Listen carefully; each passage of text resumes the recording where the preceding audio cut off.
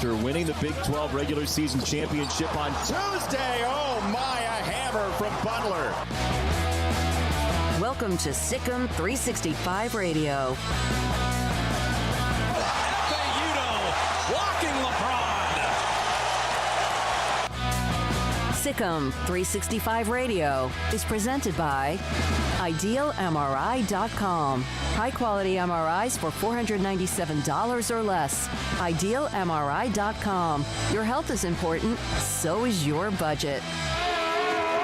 Gallup for a first down and a Cowboys touchdown.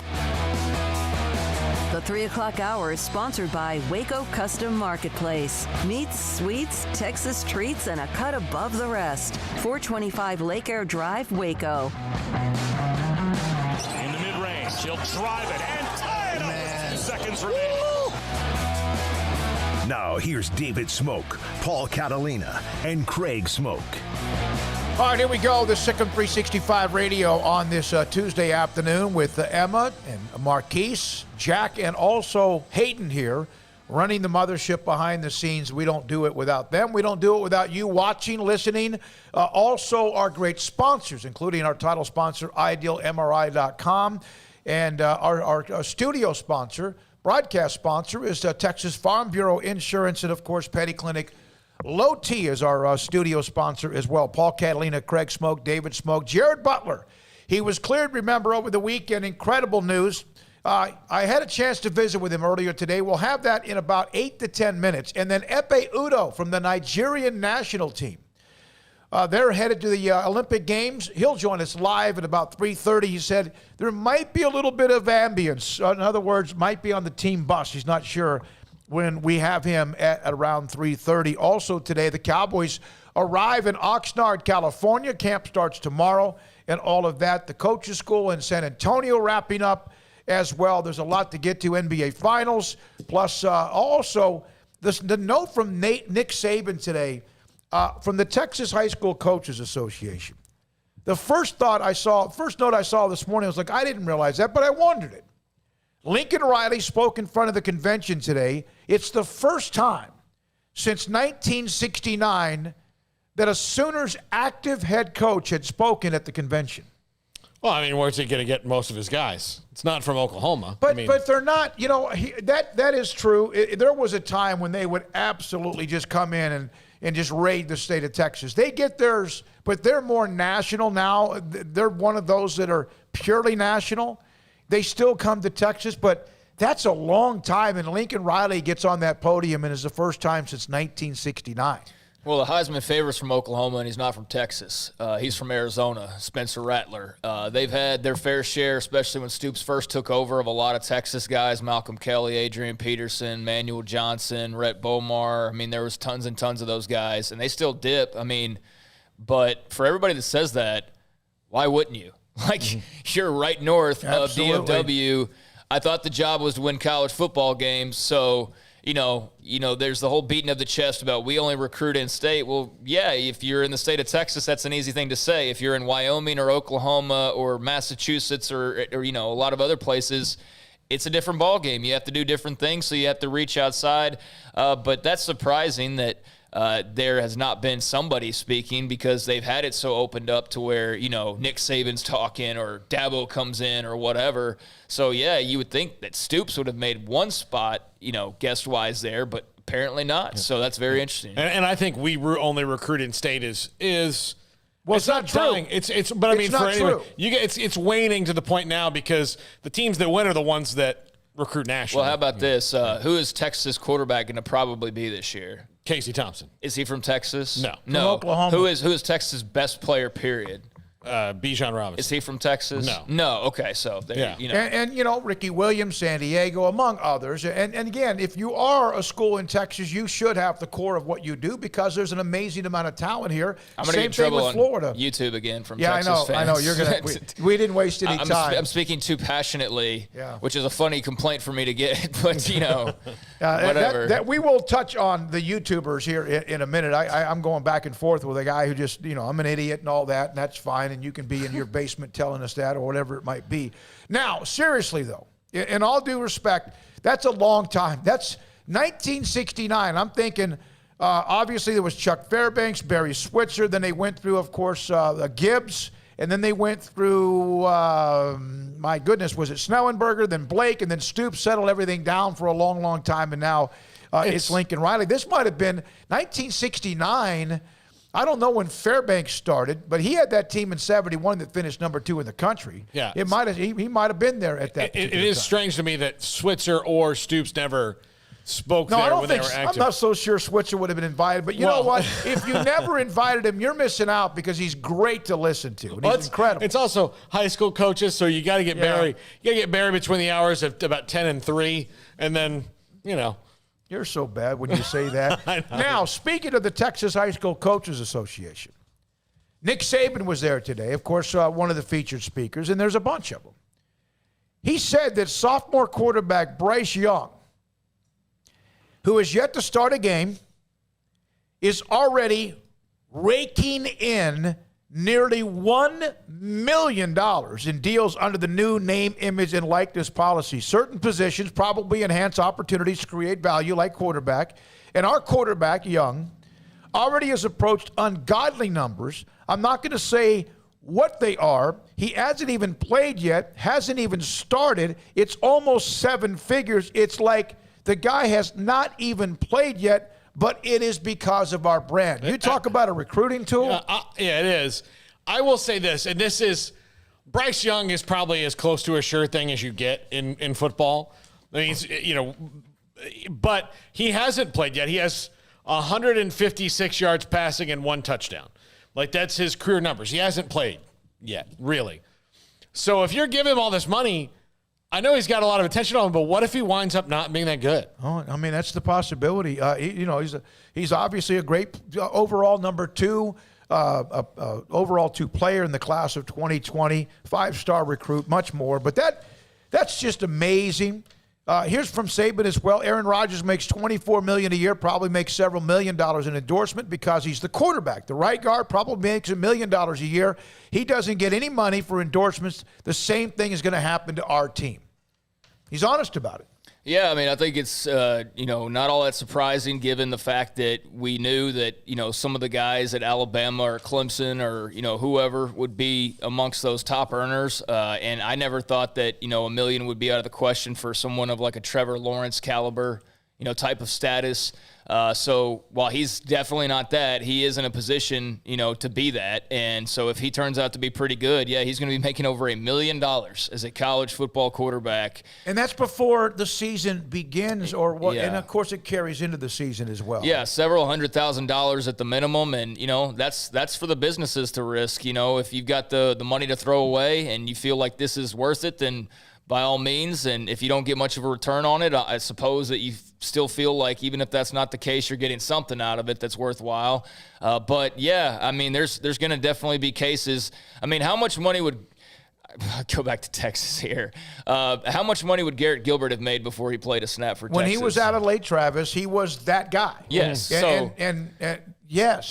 So like there's going to be cases of that and, and then guys not actually panning out. So you wasted, if you're some of these companies, a lot of money. But if you got the money to dish out to a college quarterback for a few commercials or whatever you're asking, then you could probably afford to miss out if he doesn't end up, bringing a bunch of eyeballs to your product. But that is the risk you run when you advertise or when you sponsor something. So we'll see if Bryce Young lives up to the billing. It would have been interesting with coming out of Jim Ned, Colt McCoy, again, a guy that a lot of people would love to have had him as their quarterback, and he had an incredible career at Texas. He would have added on as his career went on because he became a hell of a player, almost won a national championship, and was that's the golden boy. You want him pitching your product, or someone like I was listening, RG3, we've talked about that in the surge of 2010-11 with what he had. I was listening to some of the players when they were on the breakout sessions in Arlington, and I didn't hear a one of them that I would not want to pitch my product. All of them, whatever school it was, if I got a chance to listen to them, all of them were there for a reason because of who they are, how they represent their school, and also themselves as well. Now, Craig put this up with Epe Udo joining us here momentarily. We'll take a break, come back with Jared Butler.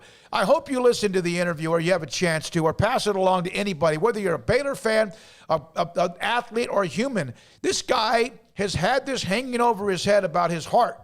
and not sure whether he could ever play the dream of the NBA. And it cleared, and you should hear what he has to say. I hope you get a chance. But with Ekpe Udoh making the Nigerian Olympic team, he joins us at 3:30. That's now 6 former Baylor athletes. Trayvon Bromell, Casey Lightfoot, in studio yesterday, Will London III, Brittany Griner, John Peers, the tennis player from Australia, and Ekpe Udoh. And he will join us today at around 3:30. You guys are ready to come back? We'll also get into a few more notes. Paul's University of Texas YouTube segment. You are a bad boy. And the Rangers' timing with 2 of their biggest pieces to trade has not been a good week. And last night, a very bad night for Kyle Gibson. NBA Finals Game 6. Jared Butler next on SicEm365 Radio. Marco's Pizza, fresh-made dough, original sauce recipe, 3 signature cheeses on every pizza, and take advantage of the great deals for delivery or carry out. Order online or with your app. Authentic Italian pizza. 1,000+ stores around the country, with the 3 I want to tell you about are the ones in Waco proper, in China Spring, on Woodway, and also in Belmead. Bob Mock's been in the pizza business for a long, long time. First time I ever met him, he was working for a national pizza company. He told me then, I want to run my own. Now, he doesn't own Marco's, but he does own the 3 franchises or the 3 stores in Central Texas here. China Spring, Belmead, and Woodway. When we order pizza to SicEm365 Radio in the studio, we call Marco's Pizza. And it's always here. And it's always delicious. And it's always something that before, if in fact we don't eat all of it, which most of the time we get 2 or 3 pizzas, someone's going to take it home because it's that good. And it's, of course, Marco's Pizza. Pizza lovers know it at marcospizza.com. 3 Nations Brewing Company is a recognized award-winning brewery that has been recognized for being a community leader, a successful business, and most of all for brewing great beer. 3 Nations offers the community something fun all throughout the week. Wednesday night bingo, Thursday trivia, New Beer Friday promotes fresh beer from their small batch system, and live music every Saturday night. There are regular celebrations such as St. Patrick's Day, Switchyard, Cinco de Mayo, July 4th, new beer launches, dog rescues, annual anniversary events, and Oktoberfest parties. 3 Nations is a dog-friendly and family-friendly brewery. Don't miss out on the fun. So come visit 3 Nations Brewing Company on East Vandergrift off I-35 in Carrollton. One size fits all. That may be all right for an adjustable belt or cheap sunglasses, but when it comes to your financial needs, no one wants a one-size-fits-all strategy. Cam Heathcott, your Edward Jones financial advisor, knows that his most important goals are yours. That's why he takes the time to understand your needs. Knowing you, that's how Edward Jones makes sense of investing. Cam Heathcott, covering Conroe and Houston, 936-756-7717 or cam.heathcott@edwardjones.com. Edward Jones, member SIPC. Hey, this is Bryce Petty, former starting quarterback and 2-time Big 12 champion, and I know firsthand the importance of being in top shape both on and off the field. So listen up, men. If you're feeling beat down day in and day out and looking for that high-performance edge that separates the men from the boys, then look no further than the Petty Clinic Low T in Waco. Petty Clinic is a comprehensive men's healthcare clinic with an atmosphere catering to men. Board-certified Dr. Kent Petty has a special interest in offering the highest quality medical care to men of all ages. Some of the services offered include screening and treatment for low testosterone or thyroid, infertility, high blood pressure, diabetes, high cholesterol, sleep apnea, while offering comprehensive wellness exams and complete men's health lab panels. High performance men, remember, it's not just a Petty thing. This is Bryce Petty, encouraging you to reach out and Google search Petty Clinic Low T or go to pettycliniclowt.com and get your complimentary lab screening today. When we moved to Texas, we were like fish out of water. We didn't know anyone in our neighborhood until our Texas Farm Bureau insurance agent came to the house. She was so helpful and reassuring, a friendly face with that Texan hospitality I'd heard about. When we purchased a Texas Farm Bureau insurance policy, we knew we were making the right choice. We knew our family would be protected. Stop by and see our agents at one of our 3 McLennan County locations. Coverage and discounts are subject to qualifications and policy terms and may vary by situation. It's It's time to fire up the grill, heat up the oven, or get that deep fryer going to enjoy the top quality products at Waco Custom Marketplace. Order 30-pound sacks of live crawfish by 6 on Wednesday. Pick up on Friday afternoon after 2 or Saturday. Enjoy the weekend. 30-pound sacks of live crawfish available right now for $4.25 a pound. Find all the crawfish boil ingredients you need, including red beef potatoes, sausage, corn cobbettes, and Louisiana boil seasoning. Make your order for live crawfish by Wednesday at 6. Pick up on Friday after 2 or all day Saturday, and enjoy the weekend. Waco Custom Marketplace, your home for fresh baked kolache, cinnamon rolls every day. Butcher shop to cut your steaks the way you want. Fresh seafood, summer sausage, boudin, house-cured and smoked bacon, spices, seasonings, soup mixes, and more, and weekly gift boxes for any occasion. Waco Custom Marketplace, 425 Lake Air Drive in Waco, or WacoCustomMarketplace.com.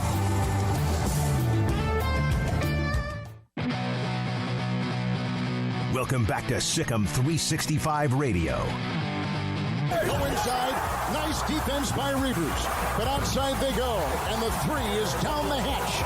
Jared Butler. The SicEm365 Radio Live Guest VIP Hotline is sponsored by Stonewood Dental. We are all in this together. Baylor All-American and NBA draft choice prospect Jared Butler, SicEm365 Radio. I know you probably are ready to move completely on from all the decisions and all that the NBA has made with you. Can you try to explain what it was like to get that call, or how did that go about? Man, probably one of the most freeing, relieving, stress relieving, weight off my shoulders type moments, because it's been a lifelong dream, like, as you may know, to play in NBA. Obviously I played basketball just my whole life, so to be good enough to be able to play in NBA, and then the choice or the decision of me maybe not being able to make it it's a pretty heavy decision. So it was definitely pretty freeing for me to finally get the yes. So that's what it felt like. Was it a text? Was it a call? Was it Zoom? What was it? It was a call. It was a call, and that's about it. And it was just kind of like, dang, it's over. No more. The war is over type thing. So yep. Yeah. Who was the first person you told? My mom. My mom kept calling me. She kept wondering if I heard anything. She kept calling, and then finally I called her back and said, "Yep, it's over with." And then my dad and Coach Drew kept calling me too. So for sure. I've always wanted to ask you this, but I wanted to wait until it was the right time. When you left Alabama, there was a reason. And, of course, everything happens for a reason, and it's worked out to be perfect for you as far as what happened at Baylor or what you accomplished at Baylor. But were there times during your career when this was ever kind of a dark cloud that you kind of every once in a while would just pop up in your mind about whether or not you could ever play in the NBA? Not physically, not talent-wise, but was this something that was ever kind of just always there? Yeah, without a doubt. Literally, it didn't rule my life, because there were stints where, throughout the season where I would just focus on the season, but there would be times where I'd be like, am I doing all this and, end up not being able to, go to the next level? Should I continue to keep doing this? It just felt like a big question mark over my life. And, it obviously just increased my trust in the Lord and stuff like that. But, yeah, without a doubt. Jared, Baylor's had players who have had some health things that have kind of derailed whatever their dreams were. Isaiah Austin's still playing. In fact, he's playing at a very high level. We know King McClure's now an analyst and covering college basketball, and there's been a couple of others as well. What does it say about Baylor being able to handle these cases, yours as well, and have the right people to make sure that this is something you can do?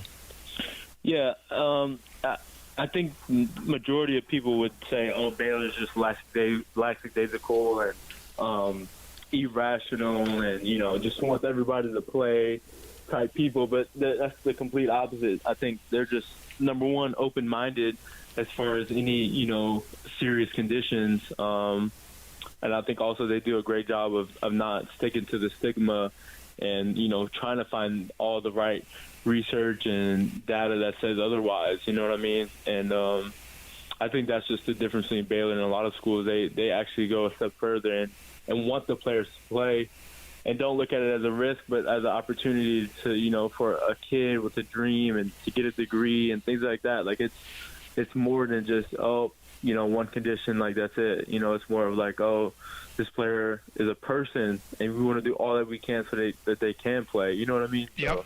That's the difference. What was the NBA? Was it more research based? Was it conference calls? Was it testing, physical, stamina? What was that process like? It was more trying to get the experts in the field and allow them to have a deliberation. And it's a lot of like I don't want to say politics, but it's a lot of getting the right people on the right side of the conversation and making sure, okay, if these are the experts in the field, what are they saying? That was the majority of it. So you are obviously a first-round talent. You expect to be drafted, and people are going to want to draft you. But so what have you been able to hear? Have you worked out for any teams? Could you do that before the decision, and now are you just cramming to get in front of people? I couldn't work out with anybody prior to the decision. And now, I mean, I think most teams were kind of just kind of shocked or kind of, didn't expect for me to get cleared. I don't know. That's just kind of my hunch. But I mean, like you said, a lot of teams are definitely looking forward, and they really value the opinion that the NBA has set forth with me being able to play. So I think teams are going to be very reliant on the NBA's decision. So I feel real good about it, if that makes sense. Now you've been still doing your thing. You just couldn't work out for specific teams. Are you if someone was to call, and I don't know the process or the timeline of the schedule, but let's just say someone called you and say, hey, they fly you in or they come find you. Are you ready to go right in front of them right now? Yeah, I am. Yeah, totally. And right. I have a great agent, mm-hmm. and it's very it's a mind game, and it's a strategic game of who you go in front of and things like that. But yeah, you were at the ESPYs, huh? Yeah, I was. What was that like? I know that it was kind of it was different because of still some people, only a certain amount of people, but it was there. What was that like to just be a part of that event? It was phenomenal. Just very honored, number one, to be representative of Baylor, but it's different life. It's celebrities.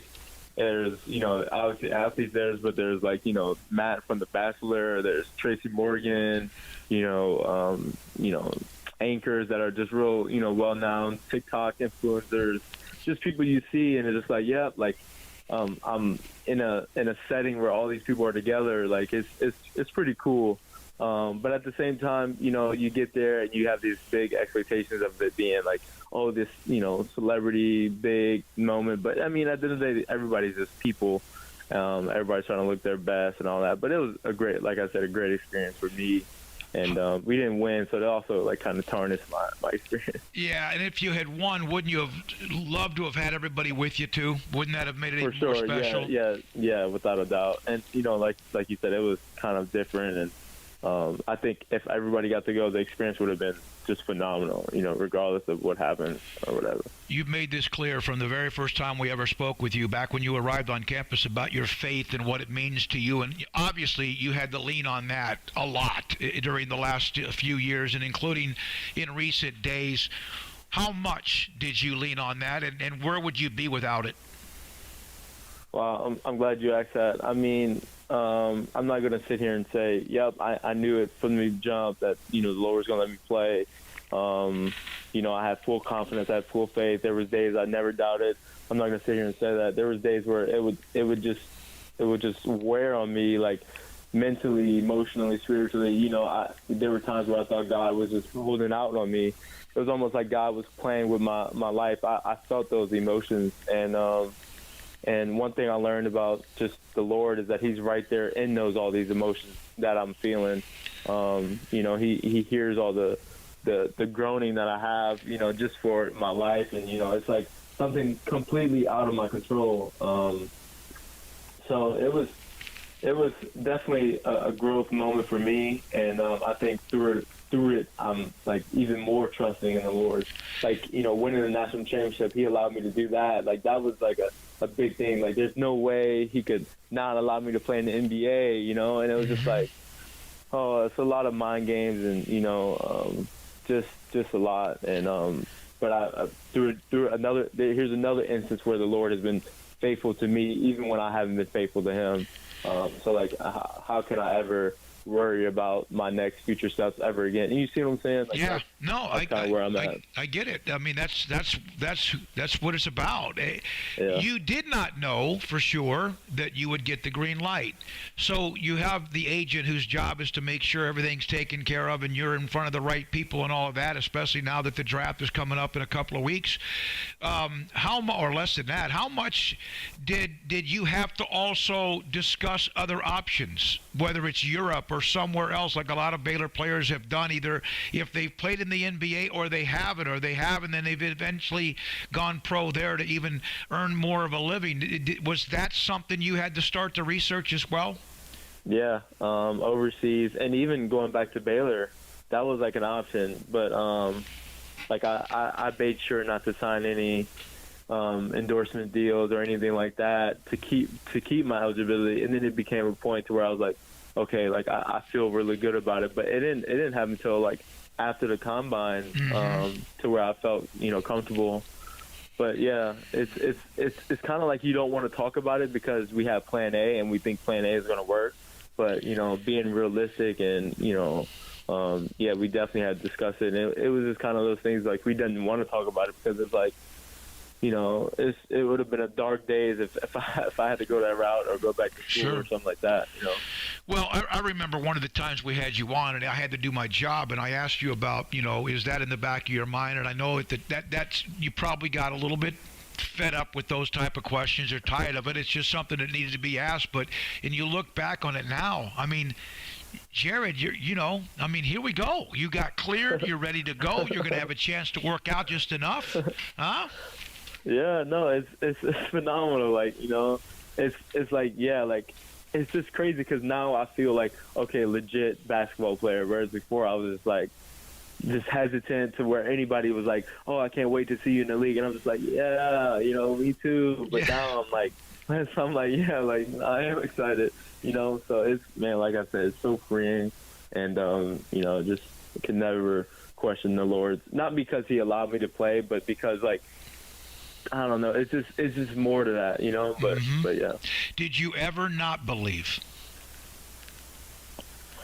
I think there were days where I questioned, but I did. But like I definitely knew I was going to play in the NBA. But I didn't. There were days where I were like just very unsure, where it was like blurry. But I could always feel that I was going to play. Yeah.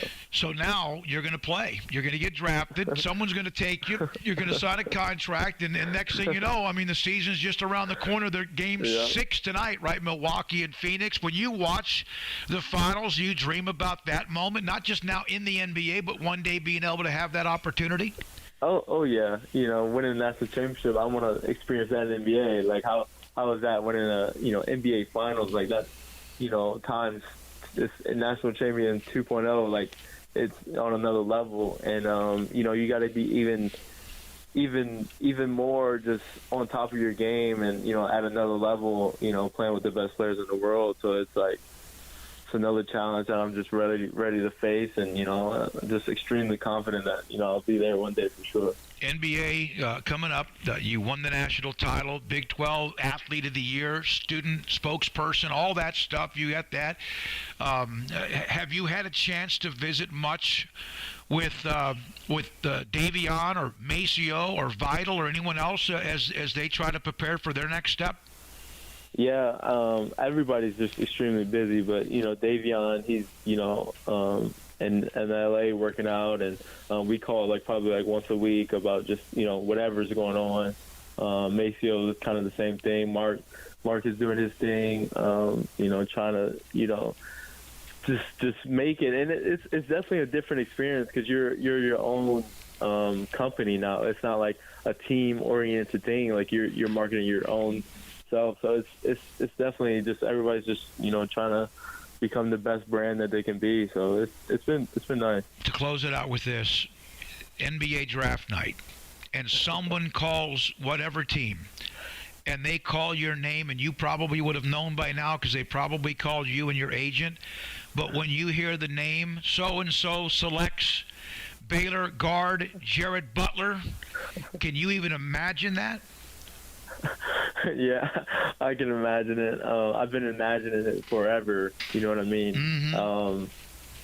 But yeah, I don't even know the type of emotions I'm gonna have. I don't know if I'm gonna be Mr. Tough Guy in a moment, but cry later when I go to sleep that night. Like I don't know. But there's definitely gonna be a rush of emotions that just can't even explain. So it's been a long journey, and just so thankful. You know what I mean? So thankful. And Baylor Nation's thankful you were a part of them and always will be. Hey, enjoy the moment, man. Smell the roses, and thanks for everything you've always been. And whenever and whoever drafts you, we'll be in touch with them so we can get you on with whatever team you're going to be with, okay? Yeah, sounds good. No, I appreciate you. You've done a great job for sure. You too, Jared. Jared Butler, Baylor All-American NBA draft prospect on SicEm365 Radio. If you are looking for a new home or trying to sell the one you're in, you need to call my friend Lance Donaldson of the Donaldson family team, brokered by eXp Realty. 254-214-3713 or online, lancedonaldson.exprealty.com. Look, it's a crazy market right now. It's a seller's market, so you're going to want somebody who can help you navigate that seller's market and get you the best price for the home you're selling, which is probably going to be good, but also get you a great deal on the home you're buying, so the home you sold, you don't just lose all that great profit you just made. That's what Lance can do for you. He's got a great, unique perspective. He's a great guy who's going to listen to you. You're going to have fun looking at houses with him because that's a pretty important part of having a realtor, is someone that you will enjoy hitting the road with and looking at a bunch of different houses with. Well, give my friend Lance a call, 254-214-3713. Y'all listen up. Let me tell you something about group meals from Rudy's Barbecue. It's got all you need for all the folks you gotta feed, smoked meat, sides, and more. There's everything down to the tablecloth, just like the one that you see at the store. At a bridal shower, it's better than flowers. And a long business meeting, it'll pass the hours. It'll feed all the cousins at a family function. It's better than potluck at a church luncheon. Next time you need to feed 10 or more, call and order a Rudy's group meal. Next in line. Boots add protection. Good boots help you climb better and move forward faster. And when your son or daughter steps into the boots of a U.S. Army officer, they also learn how to lead. In these boots, they'll gain more confidence with expert training in one of more than 150 occupational specialties. In these boots, they'll stand a little taller and lead a team with diverse backgrounds and areas of expertise to successfully accomplish whatever challenge comes next. In these boots, they'll earn respect with valuable experience from day one that will give them solid footing for success into the future. Highly qualified candidates who earn a spot on our team can receive comprehensive health care coverage, college tuition assistance, and a bonus of up to $40,000. See all the things your son or daughter can achieve in our boots at GoArmy.com. U.S. Army Waco Recruiting Company, 254-598-8131 or 254-776-1543.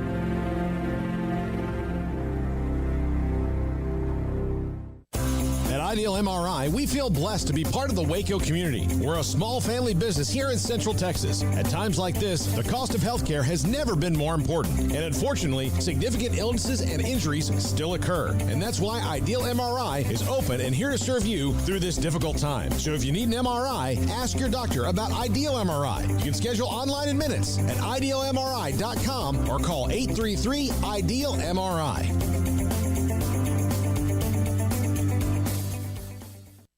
At Baylor University, students find their place to shine. They're faithful friends and inspirational leaders. They're championship teammates and independent thinkers. They're on the cutting edge of high tech and in the halls of history. If you want to make the world a brighter place, you can. And if you want to shine in your own way, you can. The spark you need is already inside you. Bring it to Baylor, where lights shine bright. Savings for qualified buyer with 4,000 out at 2.9%. DTNL extra. See dealer for details. The road is waiting. Explore America and save during the summer savings event at Richard Carr. Savings like a 2015 Nissan Altima for $159 a month, a 2015 Infiniti QX60 for only $243 a month, or a 2015 Ford F-150 for only $393 a month. At Richard Carr, 100% credit approval is always the goal. Log on or get here now and save in the summer savings event at Richard Carr. At Richard Carr, we give you more.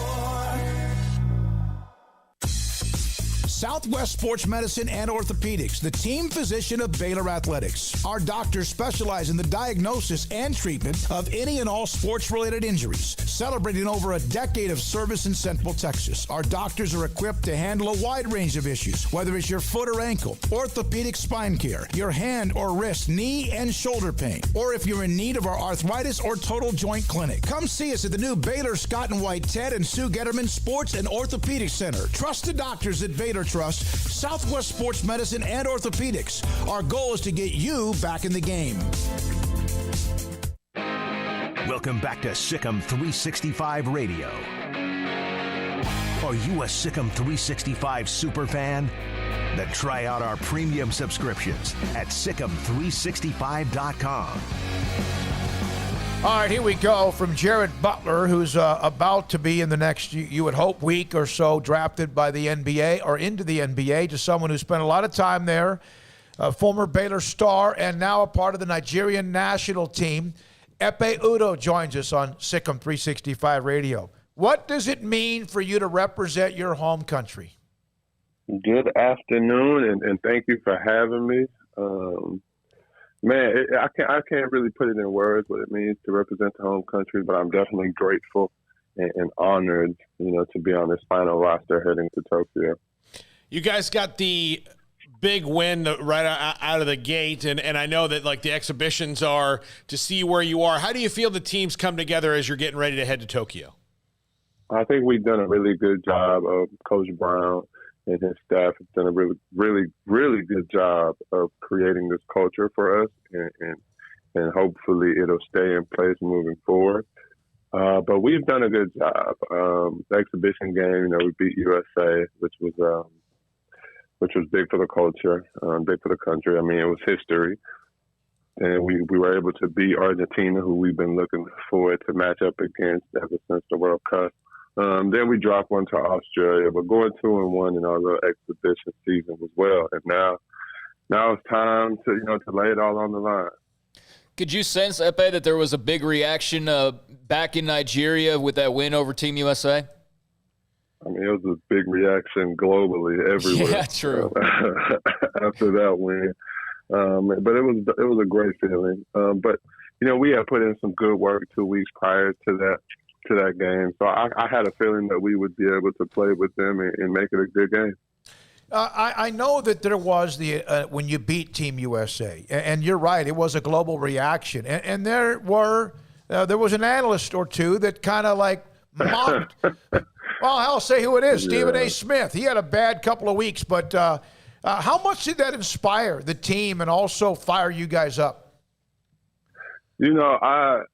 We try not. I mean, of course, it makes us feel away. But at the end of the day, we try not to give it too much mind. A couple of our guys were able to speak their mind, and then we moved on from it. It's what we're going after is bigger than what Stephen A. Smith has said. And like you said, he had a rough 2 weeks, and that's on him. Especially being a journalist and not pronouncing people's names. I mean, I think that's very disrespectful, but. We're moving on for something bigger. The roster on this team has guys that have played all over the place internationally, a lot of NBA guys. How much does it help you going forward into this international competition that this is such a deep roster of guys who have a lot of experience playing a lot of the guys that you're going to see in the Olympics? Right. I think for this Olympics and going forward, because if you look at our team, our core is very young. So that's been good. But for this, particular event, I think it's going to help us a lot. Having guys from all over, the world playing at such a high level, coming in together to, go for this goal. So, Epe, between the Olympic preparation, I know you were also, recently signing with the team in the last couple of days as well. How busy are you right now?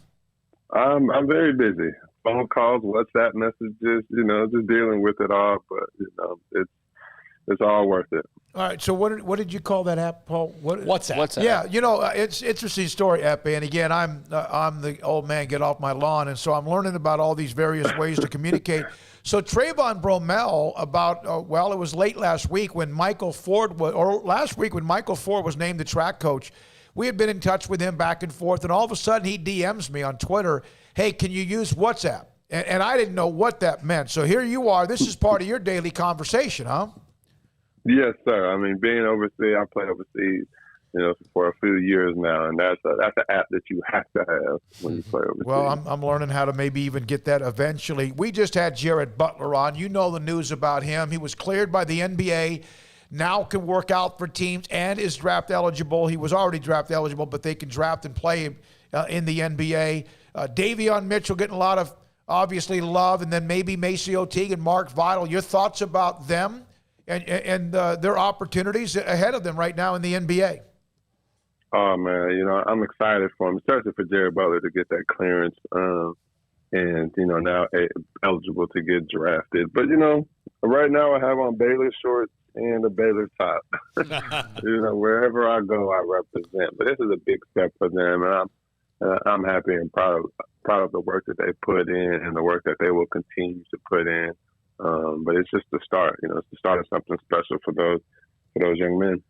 Epe, every player we've had on that's played internationally has told us that playing in Italy is maybe one of the best places you can play basketball. Are you excited about getting to do that? I don't know how much you've played there before. I know you were in Turkey or whatever if you've got over there, but it's. I think Tweety told us he'd love playing in Italy. I think Lace told us he'd love playing in Italy. Are you excited about that? I look forward to the experience, man. Basketball has taken me all over the world, and just adds to a book that I may write at the end of it. So I'm definitely excited. I know my friends and family are excited as well to join me as I go through this experience. Epe, have you been in the Olympics before? No, sir. This will be my first one. This Olympic run means a lot to me. Yeah, I can see the emotions, and kind of said if that moment comes, you've accomplished a lot in your lifetime, and you were part of the trendsetters that made Baylor go from the level of what Scott Drew had to what they were building, and Tweety Carter among some others. Is this about as good as it gets for you? Right? As much I know it's the Olympic Games. Is this the highest level for you as far as excitement? As far as excitement, yes, definitely. Especially, I'm at the end of my career. I mean, I've got a few more years to play, but this will be the last,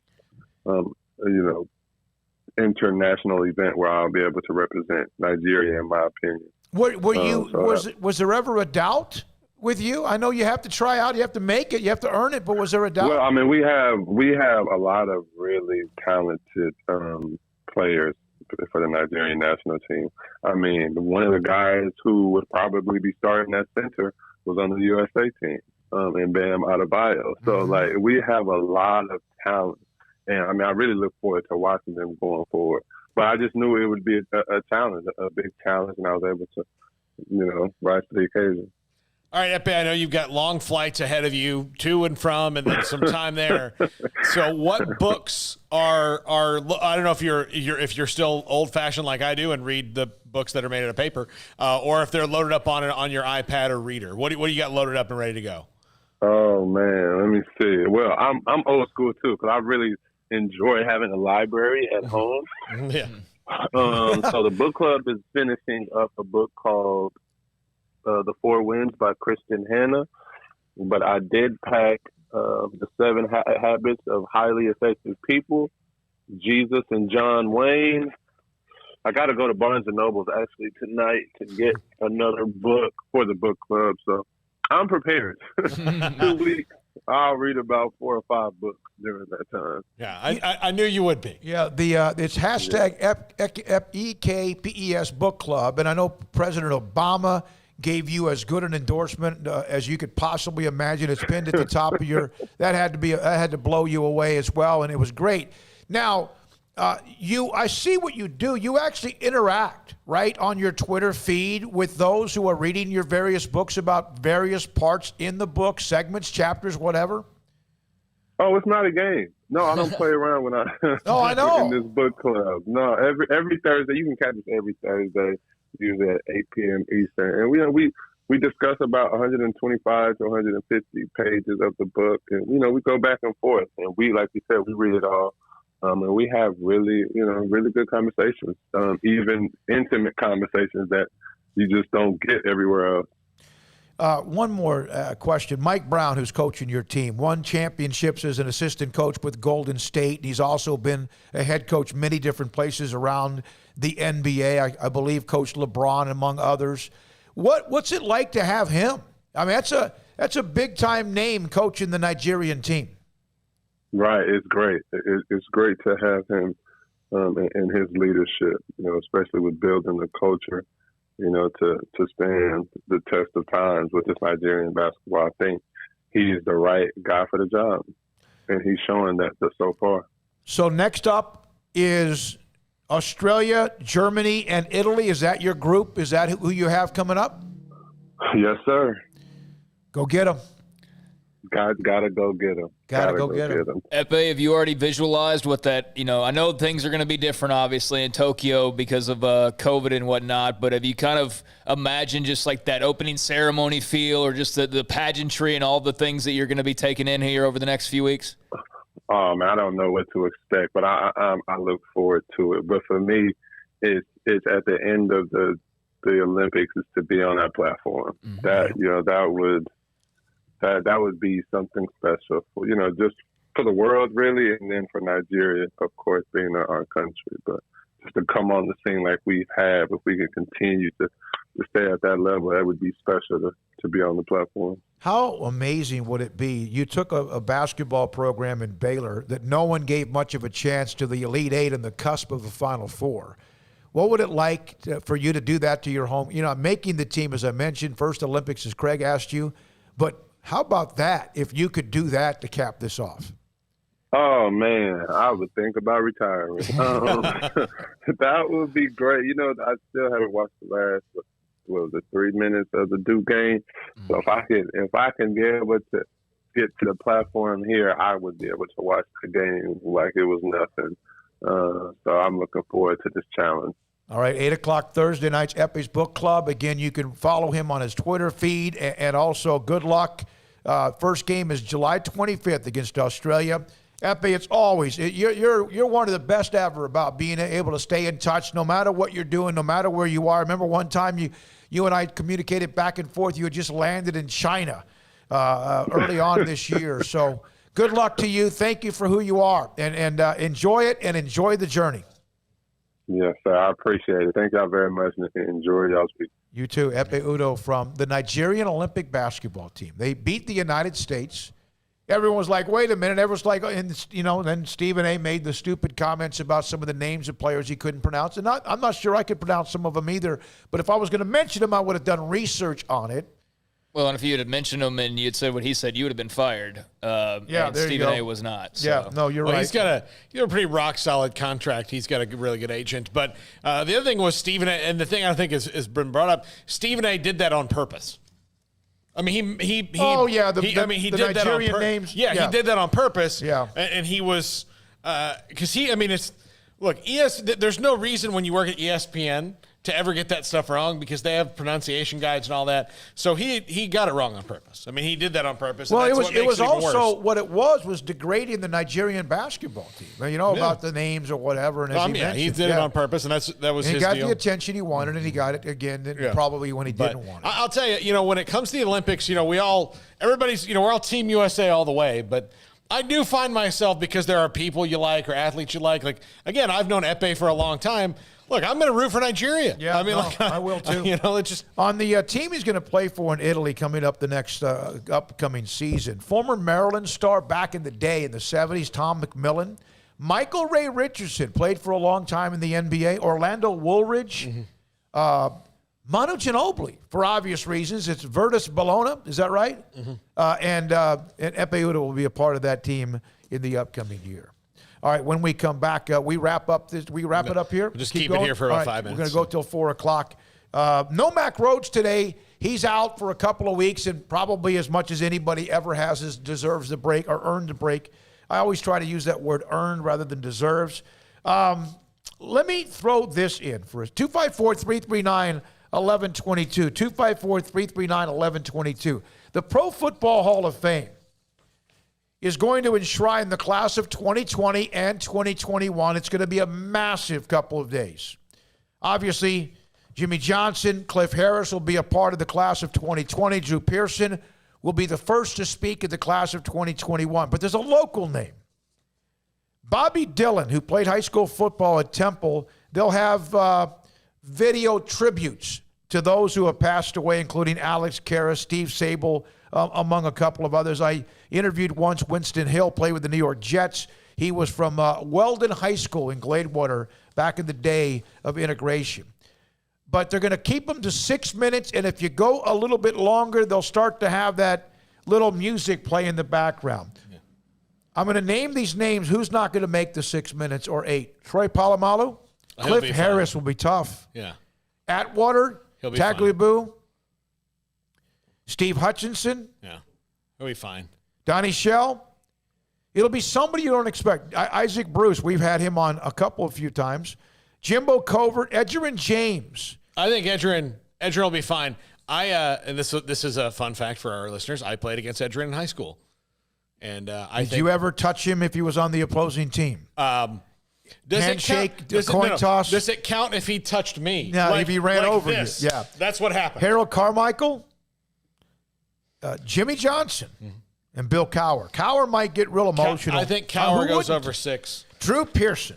Oh, Drew's going over. And he's the leadoff hitter. Yeah, Tom Flores, who's been on the show with us 2 or 3 times, including before he knew he was going to be a part of the Hall of Fame. And then when he was announced, we had him on the next day. Peyton Manning, he'll be real dissect. He'll dissect. John Lynch, Calvin Johnson, Alan Faneca, Charles Woodson will close it out. Also, there'll be a tribute for Bill Nunn, the former NFL star. I hope that administrator. The Lions have had this happen twice. And it might be their last 2 Hall of Famers in Barry Sanders and Calvin Johnson, in that the end of the road with those guys was bad for the team. Like, they were angry at the team, left when they didn't have to. I mean, they still had tread on the tires, and there was, abruptly retired. And a lot of it had to do with the fact that, look, Calvin Johnson was hurting but still feeling pretty good and thought about his future. Same with Barry Sanders. It just got frustrated with the organization. I hope, and Barry Sanders has, patched things up with the Lions. I hope that Calvin Johnson can too, just for the fans in Detroit. Yeah, you do. I think he's on the way there, but I saw an interview with him a few months ago where he's like, look, yeah, we're getting there. And but I think as age, you get older, things like that, you start to kind of like some of those who don't want to be a part of a Hall of Fame because they're too good for it, and then all of a sudden you go back. I'd hate to have any kind of a Juan Gonzalez situation, and I think it's very unfortunate what's happened in Juan Gonzalez's post-career. I mean, steroids be damned. I mean, I know it's bad, but let's just say that, if not for all the negative press that Juan Gonzalez got and the fact that he was a little bit surly, he would be the most popular Ranger of all time. Yeah. I mean, he would. I mean, Nolan Ryan kind of counts there. It wasn't just the 2 MVPs. He was good for a long time with them. And he was a part of bringing them into the first time they ever went to the playoffs. But there's not when there's ever Ranger stuff now, of course, Michael Young's real popular and Pudge and all that, and as they should be. But it does make me sad that you can't have Juan Gonzalez night where he shows up and waves at people. Well, I think they initially. And they tried, and they initially kind of offended him. Mm-hmm. And then he basically said, I'm not coming. Mm-hmm. And so he's a Brittany Griner in some ways. Yeah, and a lot. That's a pretty good. I think you're going to see Brittany Griner. I think that's going to change, without question about to change. Bill Nunn, by the way, I love the fact he's being inducted. He actually never played in the NFL. He was the assistant personnel director from 1970 to 87. So during the 3 Super Bowls in the 70s. And then 87 to 2014, he was a scout or a member of 6 Super Bowls. Also a member of the Black College Football Hall of Fame, inaugural member in 2010. He's Pittsburgh's Gil Brandt. Yes, absolutely. Perfect way to put it. Now, this Bobby Dillon from Temple High School, I didn't know this story. I know we got to take a break. He had a serious eye injury. They had to remove his left eye. At the age of 5 or 6, he got a small piece of metal in his left eye, which caused a cataract to grow. Had surgery to remove the cataract. When he was 9, he was hit in the face with a board, causing damage to the white of his eye. Ultimately, he had to have the left eye removed and was replaced with a glass eye. Went on to be a phenomenal player in the mid-40s with Temple High School, and then went on to earn a football scholarship at the University of Texas. He overcame the fact that he basically played with one eye. Pretty amazing story. Bobby Dan Dillon, born in Pendleton, Texas, played at Temple High School, and then in college football in the University of Texas, and then, of course, also in the NFL. All right, when we come back, the 4 o'clock hour, Lisa Adams, co-producer, co-director of the Baylor men's basketball documentary that's all a part of SicEm365.com. She's next. Allen Samuels is holding the Ram Spotlight event on the new 2021 Ram Lone Star Crew Cab trucks at Allen Samuels. The 3-peat Motor Trend Truck of the Year is built to serve. This truck is perfect for whatever your lifestyle calls for. Impressive towing, high-strength steel frame, and the smoothest, most comfortable ride of any truck. Allen Samuels located at 201 West Loop 340 in Waco. Come see the Ram Lone Star Crew Cab. The Ram Spotlight event won't last long. Visit Allen Samuels today or online at allensamuelsdcj.com. Come by. Let's be friends. Let Camille Johnson Realtors guide you seamlessly through the process of buying your dream home or selling your current one. Commercial, farm and ranch, or residential, Camille Johnson Realtors can smoothly and successfully lead you through any transaction. With a team of 28 experienced agents who are excited about serving you, Camille Johnson Realtors services the entire greater Waco area. If you're in the market to buy or sell, contact Camille Johnson Realtors, 104 Midway Center in Woodway, or find them online at www.camillejohnson.com. Camille Johnson Realtors, elegant, charming, warm. Welcome home. Do you or your kids get nervous about going to the dentist? Stonewood Dental, Dr. Steve Childress, he can help. I've spent a career taking care of patients who as children had bad experiences, and now they're adults that hate going to the dentist. If I get a kid at 3 years old and they come every 6 months and it's a happy experience, it's normal for them. Now they have an accident at 6 or 7 or 8 at school. Now they have a broken tooth or a trauma, and they have to come here. They're used to lights, they're used to water in their mouth, they're used to experience, they already trust us. It's amazing what we can do with that kid without it being a negative thing. But if I see a 6 or 7 or 8 year old that's never been to the dentist, and now they have a trauma or an unfortunate unexpected toothache, it's harder to do that for that kid and it not be somewhat of a negative experience. So bottom line is I try to teach kids and adults and teenagers and everybody the way I'd want my family treated, which is where it's a necessary part of life. You just take care of it. It doesn't have to be that big a deal. Learn more, stonewood-dental.com. Do you or your kids get nervous about going to the dentist? Stonewood Dental, Dr. Steve Childress, he can help. I've spent a career taking care of patients who as children had bad experiences, and now they're adults that hate going to the dentist. If I get a kid at 3 years old and they come every 6 months and it's a happy experience, it's normal for them. Now they have an accident at 6 or 7 or 8 at school.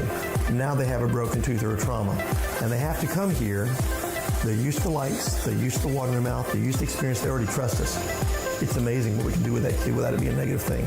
But if I see a 6 or 7 or 8 year old that's never been to the dentist, and now they have a trauma or an unfortunate unexpected toothache, it's harder to do that for that kid and it not be somewhat of a negative experience. So bottom line is I try to teach kids and adults and teenagers and everybody the way I'd want my family treated, which is where it's a necessary part of life. You just take care of it. It doesn't have to be that big a deal. Learn more, stonewood-dental.com. Stepping into the boots of a U.S. Army officer can add confidence and leadership skills to your son or daughter's career path. See all the things they can achieve in our boots at GoArmy.com. U.S. Army Waco Recruiting Company, 254-598-8131 or 254-776-1543. From the first workout to the last practice, sports is an incredible and rewarding challenge. Hi, this is Dan Ingham with the First National Bank of Central Texas, and we're proud to support each athlete, every parent, and our educators. From families, small businesses, to the biggest industry, we're here to help. With remarkable products like our free First mobile app, we've got banking ideas that fuel big dreams. That's the First National Bank of Central Texas. Familiar faces making local decisions. Member FDIC, Equal Housing Lender. Welcome back to SicEm365 Radio. Vital gets it to the far side. He got high off the glass. Vital had to revitalize. The 4 o'clock hour is sponsored by Boozer's Jewelers, the wedding ring store, specializing in custom jewelry and repair, all in-house. Now here's David Smoak, Paul Catalina, and Craig Smoak. All right, Jared Butler, Epe Udo in the opening segment, not bad, and we appreciate both of them. Jared with the emotions being cleared by the NBA. Epe, a part of the Nigerian Olympic team, as he mentioned, as his career is winding down, his first appearance in the Olympic Games. And then someone who's been in the studio a few times, Lisa Adams, co-producer, co-director of the documentary, behind-the-scenes documentary, and it will eventually be right in front of your face, Ode to Joy. Production time, and Lisa Adams joins us on SicEm365 Radio. Can you? I mean, you shot hours upon hours. Yes. I've seen. Hello. Hey, yes. Good to have you back. Great to hear you again, Lisa. How big of an undertaking, honestly, was this, and how's it coming along? To be honest, when you say hours, that is exactly the way to put it. We have been spending so much time. To put this in perspective, we interviewed 30 different people, and every single interview was minimum 2 hours. So just let alone that amount of time talking to people, hearing their stories, and then contextualizing it for all of you.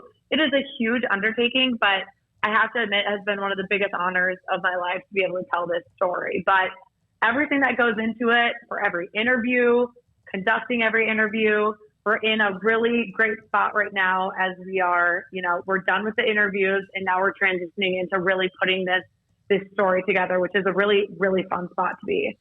How much did you know going in, and how much do you like to know about a subject before you go in so that you can do it as deep a dive as you guys like to do?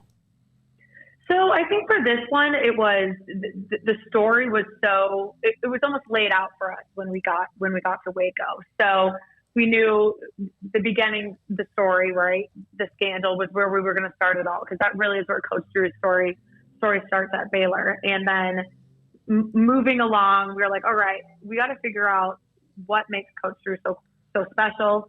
Why did he win the national championship? So I would say we researched a lot of time is put into different interviews, but there are some things that you can't find out until you're right in front of the person. And that's where it gets exciting, because you hear one person say something and you're like, oh my gosh, I have to go and ask this person this question now, because it's this story that just has so many different angles and intertwined so much. So a lot of research is done, but a lot of it comes down to, really listening to what the people have to say when they're right in front of you, and diving deeper on what you can tell they're excited about, why they're excited about this story, and what's really going to resonate with everyone that's eventually going to watch this film.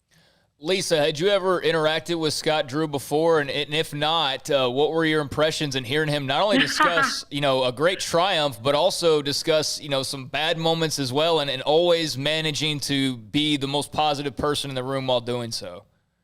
What was cool about meeting him is, no, I had not met him before I came to Waco, is every single thing that people said about him prior to meeting him was spot on. Everyone has such a consistent caricature of him, is a good way to put it. And he's just the kindest, most positive person. And you're right, it's not always easy as a producer walking into a room and asking people about some really, really hard times. And some people deal with it better than others. And Coach Drew was incredible. And I had the opportunity to not only meet him, but his dad, Homer, his brother and sister, Bryce, Dana, and I would say I got such a similar vibe from that whole family. So it's not just Scott. I think it's a Drew thing. Yeah, no, it is. There's no question about it. And of course, Chris Charles Scott right there with you. You guys have been in same locations, different locations. At some point, were there 2 or 3 recordings going on at one time? Yeah, so we actually had a couple of different crews while we were in Waco. So we were interviewing multiple people in a day with 2 different crews, which was really exciting, but very intense because we had to coordinate who was going to be where, when, who was covering what interviews, making sure that we got all of the additional shots that we needed while we were there, whether that be B-roll, photos. And so it was quite the undertaking. And we spent a whole week in Waco, which was, for me, just such a great way to really understand and get to know the city. But then we flew to other locations too. So we flew to Phoenix, Dallas. I flew to Chicago to talk to Jared Butler, which what a stand-up guy. That was an incredible interview to hear his perspective of what it was like to win the national championship with Coach Drew. But yeah, we, as a team, we've had to work really hard to make sure we've gotten all the interviews we've needed in different locations. And it really came together quite beautifully. And it's clear that we're supposed to tell this story, which is a great feeling from our perspective. And I'm sure it is from everyone that loves Baylor. Some of the video, by the way, as Lisa's talking, and not in the studio with us, but is the time-lapse video of all of things that have been shot, the setup. It's incredible. It really, really is. And that's just a small portion of what we did because we had some other crews out there. So that time-lapse actually only shows one crew and what they did during this project. So it gives you a fun perspective, though, of what it looks like when we get to a location, what it takes to find the right shot. And we're interviewing people in so many different areas and locations, yet you try to find a cohesive look for the whole film. And that's a whole nother challenge, is making sure you're getting the interviewees in the right place at the right time. But then also, how are we going to frame these people? How are we going to make their interview really tell a story within the larger picture of what this is? How long do you think this is going to be? Do you know yet? So we are looking at doing actually 2 different episodes around an hour to an hour and 15 for both. So originally when we flew down to Waco, which was our first set of interviews, we thought it would be a 190-minute film feature, but we got so many good interviews and such good content. We are thinking at this point, now clearly things change in this industry, but at this point we're thinking we're going to be able to split it into 2 different episodes, which is exciting. It's good that we have more than we need coming out of it. Lisa, and that is great that you've got so much content. Was there anything that was surprising or maybe just stuck with you that you heard through the interview process about this story? Oh boy, I had so many great interviews, but there is one that really stuck out to me, and this was interesting to me. I interviewed Larry Gatewood and Tommy Bowman, former players, at HOT, which was very fun to see. Uh-huh. And then being able to tell the story from being previous players and then them watching the men's Baylor basketball program throughout time, that really struck a chord with me. It showed how invested they still are, even though they were players back in the 60s. And they've been able to connect with Coach Drew. Larry Gatewood cried when they talked about Mark Beidel graduating and being baptized. And I think that was one of my moments during that week where I was like, wow, like this is an incredible story. This is going to connect with people far beyond the Baylor community, far beyond Waco and Texas itself, because it's a story that is so incredible in so many ways. You know, I can't agree more, because one of the things we tried to do, this team was special. You knew that from the beginning, even at the end of last year. But we tried to bring back as many former players who, whether they had been around 50 years, whatever. Bowman, you mentioned him, obviously many others, coaches and players. It is to a man. Mm-hmm. Am I right, guys? To a man, everybody was absolutely all on board, thrilled for everybody. And even better, like you said, Lisa, they all felt connected because Scott Drew was able to do that as well. And I think what's really a theme that I kept on hearing in all interviews from day one of being there was people genuinely feel like they are part of the Baylor family. And I feel like that is something that is so unique about this program compared to some maybe around the nation, that's just that, like, regardless of who you are within the program, even some of the super fans that we interviewed, like Sarah Rogers, Chris Fuentes, they said, we feel like we're a part of the family. We're a part of this win. We're a part of this national championship, which is like, wow, there's no ego. There's no pride from the team being like, oh, we won this. No.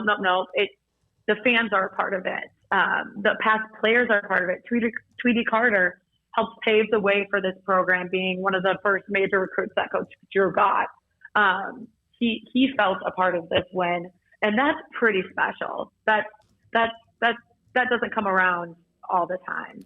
And he broke down. That was good to see. He broke down, right, Tweety? Oh yeah. We had him on. Go ahead. There were multiple people that cried when talking about this national championship and what it took to get here, and that really shows they're willing to put their guard down and talk freely about the experience it's been and how hard and how great it has been. An Ode to Joy is the name of the documentary. It will be released sometime this fall. Again, about Baylor men's basketball, but much more than just the basketball national championship. Craig? So the Ode to Joy, I like that nickname, and obviously Scott Drew has talked so much about the culture of joy that they have within the basketball program. What did you learn about the culture of joy while going through this process? And I think you kind of referenced it there a little bit, just the emotions involved with these players, but it being more than a slogan or just a catchy phrase, as opposed to actually, no, that's actually what the program's about. Right.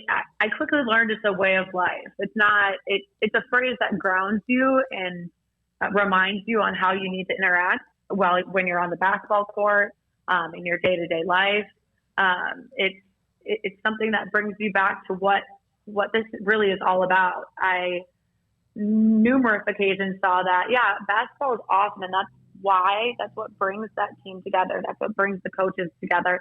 But being a good person and putting in Jesus and your teammates before yourself is really what matters and is more important than basketball at the end of the day.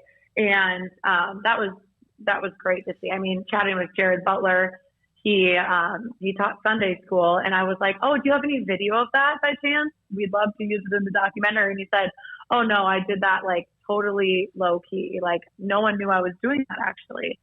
And I was like, wow, like that just shows these players, these kids are learning how to give back to their community, how to live their day-to-day life with this phrase of joy, as well as showing that on the court. So that was cool to see. And it's not just a phrase used for encouragement.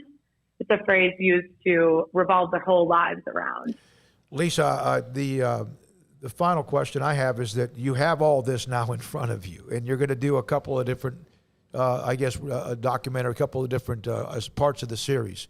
How in the world, and where is everybody now? Because the technology, you could be in 3 different states or 9 different states or whatever, but how do you wrap your arms around this? And where are you in that process? Yeah, so we all are actually in different places at this point, but we will come together to eventually put the film together and edit it. But I think throughout the whole week we were in Waco, all of us saw the story come together, and so now it's taking everyone's different perspectives and views and essentially putting them in buckets, right? Putting what one person had to say about this in this bucket, and then finding a different thought process or different opinion and putting it in that same bucket and weaving it all together. So it's been cool to see this story so clearly come to all of us on the team, I would say, especially Chris Scott, who's our leader, and he's a visionary. He's so good at what he does.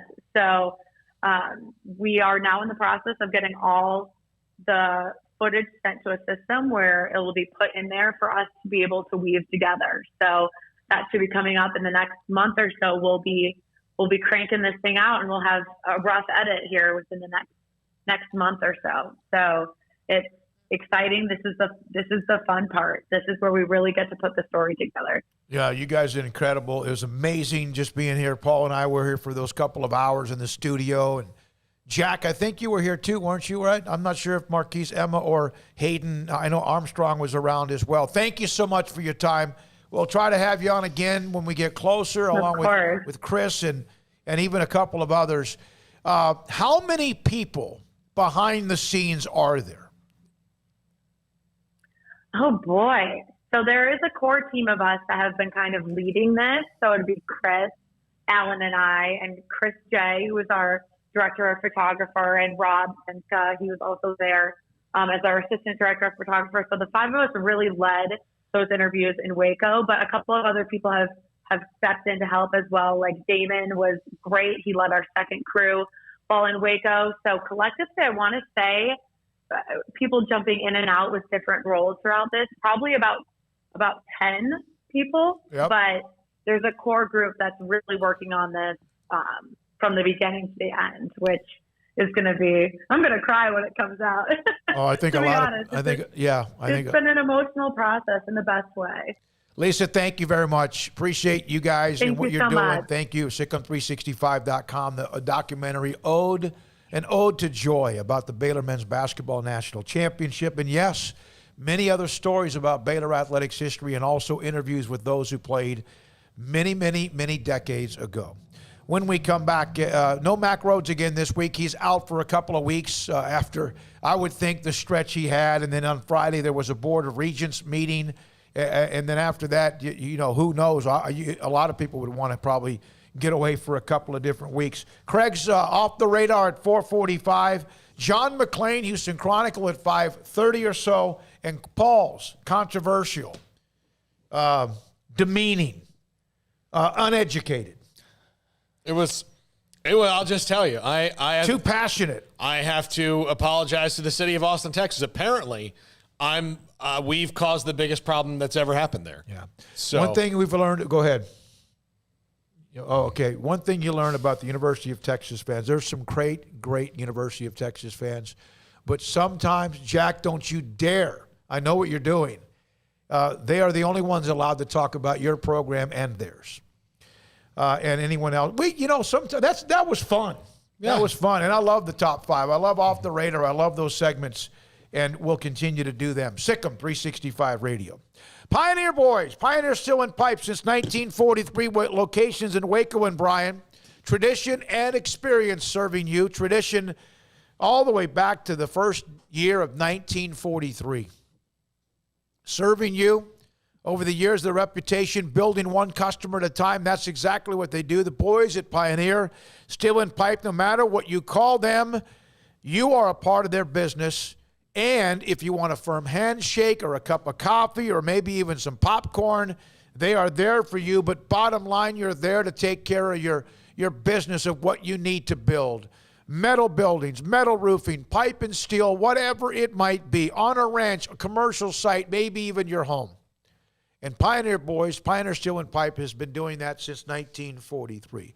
Pleased to offer the best in metal buildings, from buildings that fit your needs, full residential and commercial options, and they are there to serve you, assist you as well, and help you along the way to find a contractor if you need, so that the process is not something that's a pain, but something you remember forever in a good way. Pioneer Steel and Pipe, Pioneer Boys since 1943.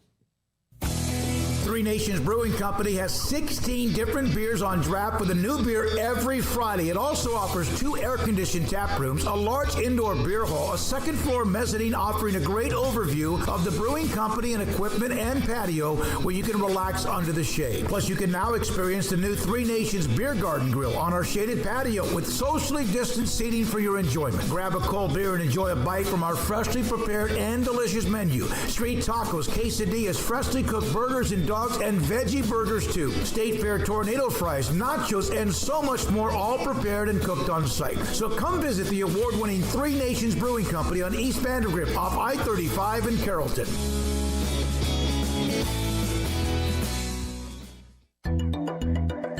takes time to reach goals. It's a truth that applies to more than sports. It goes for your financial goals as well. You work hard for your money, and you deserve an investment strategy that lines up with your game plan. And Tom Albers, your Edward Jones financial advisor, can help. If your financial investments aren't putting forth the effort you desire, stop by today for a financial review. Tom Albers, 4301 Lakeshore Drive, 254-776-7605. Edward Jones, member SIPC. At Marco's Pizza, get craveable pizza made the Italian way with dough made from scratch, an original sauce recipe, 3 fresh signature cheeses, and premium toppings you love, served hot and safe. Right now, you can get unlimited medium one-topping pizzas for just $6.99 each. Why stop at just one? Order with your app or at marcos.com for curbside, carryout, or delivery today. Marco's, pizza lovers get it.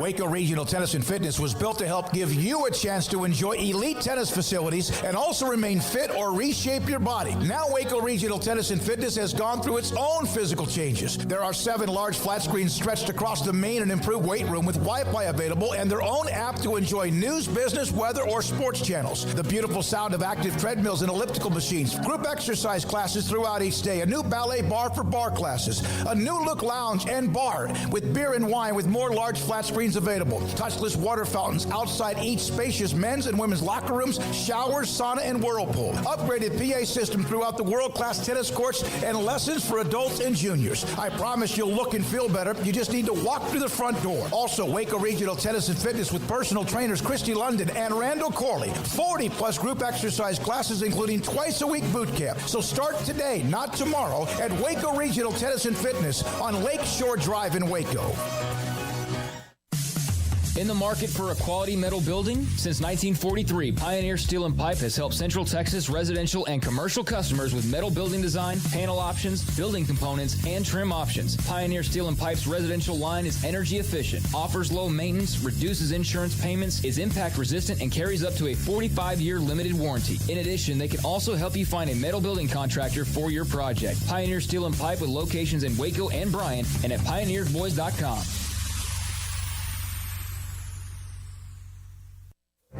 Stepping into the boots of a U.S. Army officer can add confidence and leadership skills to your son or daughter's career path. See all the things they can achieve in our boots at GoArmy.com. U.S. Army Waco Recruiting Company, 254-598-8131 or 254-776-1543. Welcome back to SicEm365 Radio.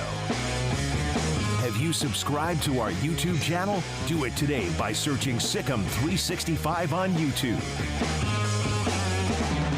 All right, we'll have Craig's off the radar here in 20 minutes or so. The Rangers. It looked like... Huh? Suck. Yeah, so they were beaten. Remember yesterday I just randomly brought up that in the second inning of the game, what was it, Sunday, they were down 10-0 in the second inning. They had given up 4 home runs, including a grand slam. And then, so this morning, I checked scores. I always like to, okay, what's going on? And I saw 14-0. I thought it was a preseason NFL game. But no, it was Detroit, that powerhouse the Tigers. The mighty Tigers. Kyle Gibson, who has had an incredible year, is he the most tradable, most valuable player the Rangers have to trade, or Gallo? I think it's him because Gallo is part of the problem is that Gallo has expressed interest in not wanting to go. So it's going to take a lot to pry him away from the Rangers. And where Gibson, the Rangers have to trade him. I mean, they have to. It would be absolutely insane to not trade him. Why do they have to trade him? Because he's at the max value he's ever going to be for the Rangers now. He likes where he's at too. Yeah, but I mean, they have to. But Gallo, they don't have to because they have team control and all that. So Gibson be a nice rental for a team that needs an innings eater, and that's what he does. But, yeah, he had his worst outing of the year since the opening day last night. Kyle Gibson joined us, remember, about a year ago. No, it was actually more than that. It was when we first went on the air in early April. Great guy. Yeah, I think they have to get rid of Gibson and just get what they can for him at this point. I mean, him being in the lineup doesn't matter. Him pitching every few days doesn't make any bit of difference for this baseball team. So get a couple players if you can. Although, there's not those big deals out there anymore. You're not going to see, I don't think, nearly as much anymore, those deals where you trade away and you get like 5 of the top 10 prospects. Like those days are kind of out the window. Teams don't want to part with those guys nearly as much as they used to. And so therefore, get what you can, the best that you can. But I mean, he's not making any difference for you by remaining on this roster. Joey Gallo, I can understand he wants to be in Texas, and look, he's young, so he probably feels like I'll still be around long enough to see the turnaround of this ball club and play a major role in it, and I can understand that. But I mean, nobody would basically be off limits for me for the most part. I mean, some of the younger guys, I would definitely say like, no, we gotta keep these guys in place. But as far as Gallo and Gibson specifically, I think you get what you can for them. Gallo's obviously a different situation, but they're an awful baseball team. I mean, they're not even close to being a good baseball team right now. As well as the season kind of started and they hung tough, you knew that it's a long summer, man. Baseball season is a long, long summer. And so starting off, even the first 50 games, that's fine. But guess what? You got another 100. That means you're only 1/3 of the way through. So they're now just only halfway, and they've completely bottomed out. So that's why yesterday I was talking about that tweet I had seen about Woodard what they're going to do as far as the managerial position. And I just don't know what he's given you that's going to I mean, I know that you don't go hire, some name guy and just expect him to be a name and to turn everything around, but they got to have somebody with a little something to him, and right now they don't have that. Yeah, you're not going to get, for example, La Russa, or you wouldn't want him, or Dusty Baker, or a name like that, a guy they're not coming here because they want to win now at the end of their career as established managers. All right, so the last 2 starts for Kyle Gibson against the Tigers, he's gone 11 in the 3rd inning and given up 13 earned runs. So 18 hits. So he actually had an okay outing the first time around then, because a lot of those games came yesterday. No, I mean, it clearly doesn't pitch well. And that's where he used to pitch, right? Against Detroit. Yeah. So No, he was with Minnesota. I thought he was in Detroit for some reason. Minnesota. You're thinking of Kirk Gibson. Yeah. That would be a long time ago. Yeah. But no, I mean, clearly doesn't pitch well against the Tigers for whatever reason. I can't explain it, but, he got shellacked last night. That game was, I mean, if you are a Rangers fan that's so hardcore that you watch like every single game no matter what, I salute you, because I couldn't stomach that last night. It was bad baseball. So what do they do, Paul? Here's the worst. I brought it up for this reason. One, he got hammered, but here you have your 2 most tradable, most valuable players, and Aldolis Garcia, he's not going anywhere. Okay, in my opinion. But there's a chance maybe because he's older, even though he's a Rookie of the Year candidate. Yeah, so. But Gibson and Gallo are your most tradable, valuable pieces to try to add more to whatever you have, right? Mm-hmm. To win in 2, 3, or 5 years.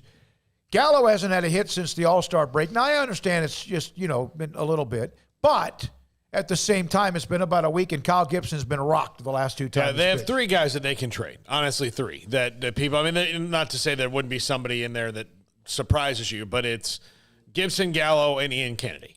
And I think you got to do. I mean, this probably hurts their value at the, maybe immediately, but a lot of times, you'll trade a guy, and just because he knows he's going to a team that's going to play well, he all of a sudden is good again, So, and I think if they trade Joey Gallo, I mean, he's probably going to like the Mets or something like that, and a team in the thick of it, and we'll see how he does. And he's had a. So you don't think Garcia, even though he's a rookie, his age, he's cheap.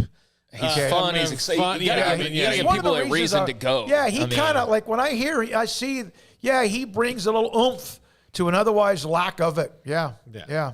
Man. But they're just bad. I mean, they're just a bad team. They're going to have to change managers, because at this point, I mean, you've seen what you've seen from good old Woody, and the roster's not getting any better anytime soon. So, I don't know what the plan is, but they got to be thinking about John Daniels and this is spinning wheels to the extreme. Well, and it's Chris Young's first year as a general manager, but JD told us on the show that his job's not really that much different than it was. It's just now that Chris Young's there, and it's it's separated. But it's like, how many managers do you have to go through? How many potential trades and how many stars? And part of it was that JD had a really good staff. Yeah.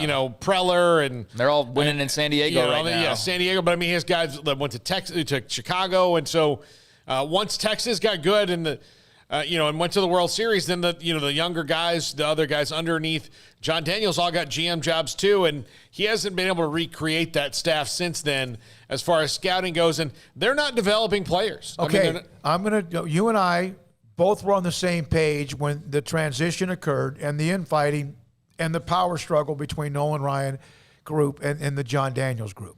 I was of the decision, Nolan Ryan, of course, is never going to ever do anything wrong as far as no matter what, he's always the golden boy. And he's earned that, okay? I get that. But it's time to wonder, had they fallen apart, even though they had guys, they hit and missed. And Ryan, there's some decisions I'm sure Ryan had a lot to do with that they missed as well. But in the end, now here we are. I know it's been 10 years or so, or whenever that breakup was in the mid-2010s. Did they make the wrong decision? No, I think the bigger thing I just mentioned is that A.J. Preller is in San Diego. I mean, that was... But wouldn't Ryan have found another A.J. Preller? He was John Daniels' guy. The problem is that Ryan's guy, Tim Purpura, is the one that started the rift. And so they had that. And look, I wish they had gotten it worked out, but, Nolan Ryan eventually had a ceremonial role for the Astros, but he didn't, and he and Reed Ryan, I mean, they got sour with Jim Crane. So yeah, they did. But I'll say that I'm not blaming the Ryans for that. I'm blaming Jim Crane because he's a sour dude. But I think that Nolan Ryan did what he did, and he deserves a lot of credit. But I do think that he got so much more credit than he deserved because John Daniels was building that. He's Tom Landry of baseball in Texas. Yeah, exactly. And so, but I do think it's probably time for them to move.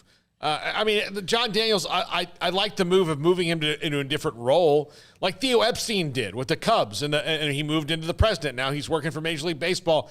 Maybe it's time for John Daniels to do something like that because, organizationally, they just seem to be spinning their wheels to me. Yeah, So Gibson got rocked. Gallows got hitless since the break. I believe it's hitless since the break, and so that was something I wanted to bring up because that's such a Rangers timing thing to have happen. Game 6 tonight of the NBA playoffs.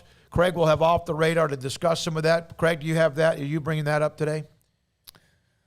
Yeah, I was. Go ahead, though. No, I'm not. No, that's why I was going to ask you about it. Now, I want to go back to the Alabama quarterback in Bryce Young.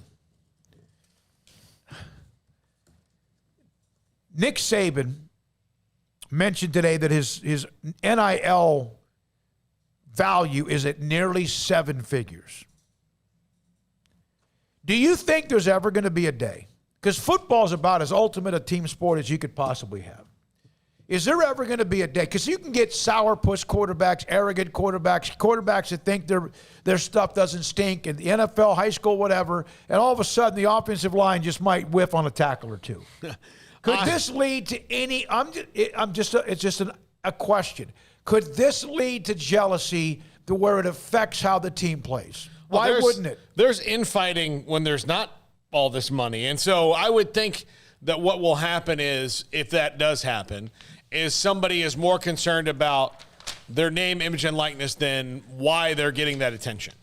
How about if they start losing perspective and getting mad at others who aren't making plays because it affects their NIL? Yeah, all those things. Like when they start putting the NIL first, that's when it's going to happen. But those issues exist anyway. This is just another one that could create that because you've had teams before that. I think there's one thing that people don't get to see outside the media is that you can tell there's some teams that you cover that cannot wait for the season to be over so that they don't have to see each other anymore. Yeah, no, you're right. They just can't. There was a Cowboys team a few years ago, the one that Greg Hardy was on, and I think that they were relieved when that season ended because it was a bad season. Romo had gotten hurt twice, and I think he played about 4 total games, and that was the Brandon Weeden and Matt Castle year. That team could not wait to get out the door. I think the same thing happens in college, and as you add this money thing in it, that's one of the things that sometimes people are like, I'm tired of you talking about your money. Let's just talk about the team and all that. Here's a quote, Craig, from Saban. Everything in college football, everything in high school football has always been equal for everyone. It's not going to be that way anymore. And that comes from the ultimate guy when it comes to preaching that on an everyday basis. Yeah, I mean, that's not like some great insight. That's just stating the obvious. But coming from him, then yeah, like it does have some extra weight to it. I certainly think that there will be some incidents that arise as a result of some jealousy over the amount of attention or the amount of sponsors or the amount of money a certain player might be receiving. I mean, if you're a team that's pretty good and one guy's getting all the attention, I think that could cause a rift. You know, if the wide receiver or the running back or the linebacker, like, wait a second, we're the ones making the most of the plays. You're just the quarterback. So, like that could definitely crop up. It's all just going to depend on team chemistry and the coaches and what they're able to, do as far as the culture goes. Teams with bad culture are probably going to be the teams that you see having a fight because of something like this. The teams with a great culture won't be mad. They'll be happy for their teammates and will prop them up and hope that those opportunities will come their way. So, that's already something you're trying to establish as is, but it's easier said than done. And we've definitely covered teams who don't have a great culture, and we've covered some who have a great one. And that's what it'll boil down to. But the money is the root of all money is the root of all evil for a reason. Families get torn apart over money, friendships, marriages, everything, money tears everything apart if you have that seed planted in your soul, that little greedy seed. And so, hopefully that's not the case, but it's bound to happen with money being involved. Yeah, it is. And at the same time, it seems like that's the sport. Not that it's not a team sport in basketball with what we saw with Baylor or in baseball or whatever, but this is the sport that seems to be as tied in to everybody as equal, even if there are stars. Well, and what we need to realize, too, is this for these companies, this isn't about wins or losses. They don't give a crap about the wins or losses. Like, yeah, they want the guy they're paying to go win the national title, but, whoever's paying Bryce Young, they're not doing it because – I mean, yes, they know Alabama's going to be really good, but ultimately, if Alabama only wins 10 games and doesn't win the national title, but Bryce Young does what he's supposed to do, that's all that matters to them. They don't care about the Alabama overall outcome as long as Bryce Young looks good on the other side of it. That's what they're worried about. Well, and that's okay. Does Lincoln care about Matthew McConaughey more than he can just sell their cars? Right. I mean, they're worried about his. No, I mean, they don't care. But don't they have ways to monitor that? Yeah. What's it, like the Q quotient or whatever it is? Yeah. If it's actually having an impact or not. Yeah, you always wonder. Does Matthew McConaughey doing a commercial for Cadillac? Lincoln, excuse me. Well, I think, I don't know anybody that could have told you a single Lincoln commercial before Matthew McConaughey started doing them. So, yeah, I mean, they're star power right there because now it's an SNL bit. It's like they're making fun of it on Saturday Night Live. That's how much that commercial stood out. And you couldn't tell me a campaign Lincoln's run before then. You can't tell me a single one they've run since before then. But again, he's only as good to them as getting that done. Right, sure. And so... Well, we're all endorsing things. Yeah. We endorse various product, and a lot of people that I've endorsed or you have endorsed or Craig's endorsed, I know we mentioned in car dealerships, Craig with Richard Carr, me with Alan Samuels, and Paul, you've done other car dealerships as well. It's been long term. Yeah. There's just not throwing their money out the window. No, absolutely not. But part of that is on the advertisers. Also, and I would caution athletes to do this. Like, I understand somebody wants to give you money, but don't ever take anything that you wouldn't do yourself. Like, don't tell somebody to go. Like, that's one thing I've always guided. Like, I've told salespeople no before. Like, no, I don't really. That's not my favorite restaurant. I would feel guilty about telling people to go eat these enchiladas that taste like paper. If you go to a dentist, but then promote or endorse another one, that's just, you can't. Yeah. It's not, you can't. Yeah. You can't do that. Now, there's certain businesses that you may use and several different type of brands or different businesses in a certain profession. I could tell you, I could easily endorse 8 different pizza places, but that. I will have those for you tomorrow. Yeah. So it's just how it is. But I will. I mean, I'll tell somebody like, look, I don't, I've sat down and you met the guy or the owner and they're like, man, this person seems shady, like they're not going to pay. And like, I'd rather not. Like, I'll read the commercial maybe, but I'm not going to say like, this is Paul and when I get my so-and-so, I go here. Because, again, and that's another thing that I think these kids have to look out for, because somebody could come in and say, like, I'm going to give you $5,000. Great. And then you look at it and like, well, that kind of Yeah, we all three of us have worked at a place or two where the sales rep, they want the commission. and I'm not saying that it's all like this because I sell a lot. Paul does, and Craig, we've all done something in more than maybe than others. But when you were saying, I can't do that, why not? It's like, well, because first of all, it's me putting myself on that company. Values. Because, and well, it's money, yeah. And then it's just reading something. Well, it's still putting my name on read it. Yeah. I don't know. I had a knockdown drag out with a sales rep one time, and my joke to him was like, listen, I'm Paul Catalina, and when I put my puppies in a wood chipper, I use this wood. I mean, like, that's what you would want. Like, you don't care what I said. Like, you know. God, just the thought of that gave me the EBGs. Yeah, exactly. Yeah. Oh, my God. All right, Craig's coming up with the off the radar, but I wanted to throw out the Gallo and Gibson thing. Hopefully, the trade deadline's coming up August the 1st, July 31st, whatever. Although that's kind of faded a little bit. It's kind of a gray area with a lot of that going on. All right, also today, John McClain coming up with us, a Hall of Fame rider, as the Cowboys land in Oxnard. Media coverage starts tomorrow on the Cowboys at training camp at Oxnard. This is SicEm365 Radio. There's a cigar that I really, really do like. It's called La Fontana. La Fontana. I ordered some of them one time. It's been many years ago, and they're smooth. There's a Churchill length, and there's also a La Fontana that is the torpedo edge. That's just a different type of a feel when you're smoking a cigar.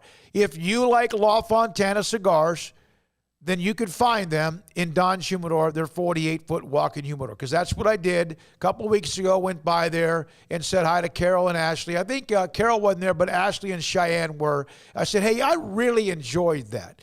My brother Robert smokes cigars quite a bit. Philip the other day sent a text message, and it was a cigar he was about to smoke with a glass of champagne on his beautiful view on the east coast of Florida. If you smoke cigars and you're looking to buy them, Don's Humidor and Coffee Beans in the Townwest Shopping Center off Valley Mills in Waco is where you can find La Fontana, Cohiba, among the great brands, Macanudo and Ashton, Romeo and Julieta, and Rocky Patel. Plus, along with fresh coffee beans, whatever you want, they'll grind them there for you right in front of you.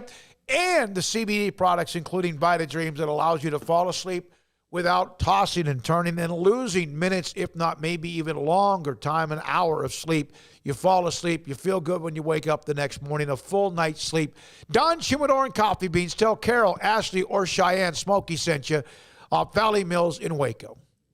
Boozers is the wedding ring store and more. If you're ready to get engaged or already married and want to upgrade your wife's ring for a special anniversary, Boozers is the place to go. With the largest selection of premier quality diamond engagement rings and wedding rings in Central Texas. They have 7 cases with over 300 styles of rings from top designers like Natalie Kay. Choose from yellow, white, or rose gold, plus beautiful top quality loose diamonds. With an in-house jewelry, they can also custom make anything you want. Bring in a picture or drawing and let Boozers create your one-of-a-kind pendant or ring. They can even use some of your old gold and diamond jewelry to create something new. At Boozers, you'll find a great selection of quality timepieces, and Boozers is the place for expert watch maintenance and repairs, too. They specialize in expert Rolex watch repair for fine jewelry, watches, custom work, and more. Go to Boozers on Valley Mills and Lake Air Drive in Waco. Boozers, the wedding ring store.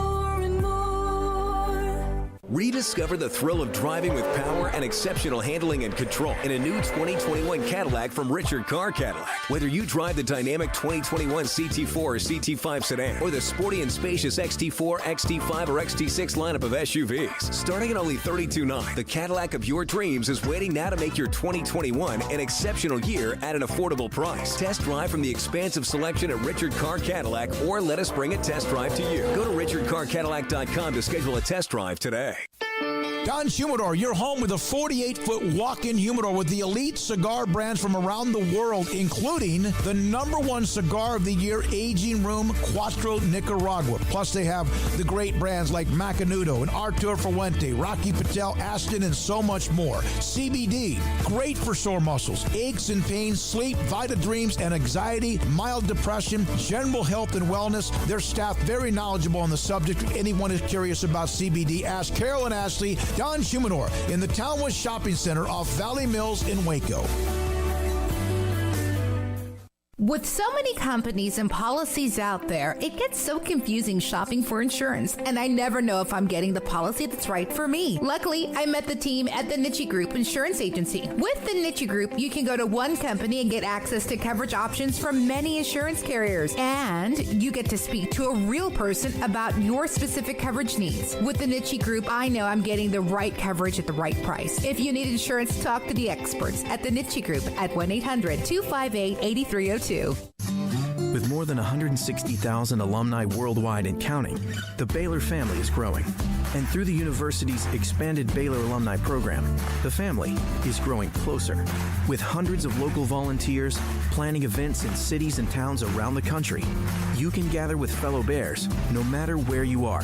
So, get connected, get something started, get involved, and make plans to get together with Baylor alumni. Visit us at baylor.edu/alumni. Three Nations Brewing Company is a recognized award-winning brewery that has been recognized for being a community leader, a successful business, and most of all for brewing great beer. Three Nations offers the community something fun all throughout the week. Wednesday night bingo, Thursday trivia, New Beer Friday promotes fresh beer from their small batch system and live music every Saturday night. There are regular celebrations such as St. Patrick's Day, Witch Yard, Cinco de Mayo, July 4th, new beer launches, dog rescues, annual anniversary events, and Oktoberfest parties. Three Nations is a dog-friendly and family-friendly brewery. Don't miss out on the fun. So come visit Three Nations Brewing Company on East Vandergrift off I-35 in Carrollton.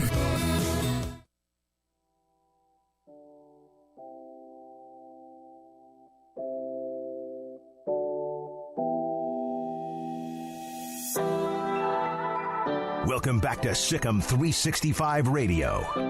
It's time for Craig Smoak's Off the Radar. All right, welcome into Off the Radar, taking a look at some of the stories that might get glossed over while we're busy talking Baylor, Big 12, and various other things, Cowboys, etc.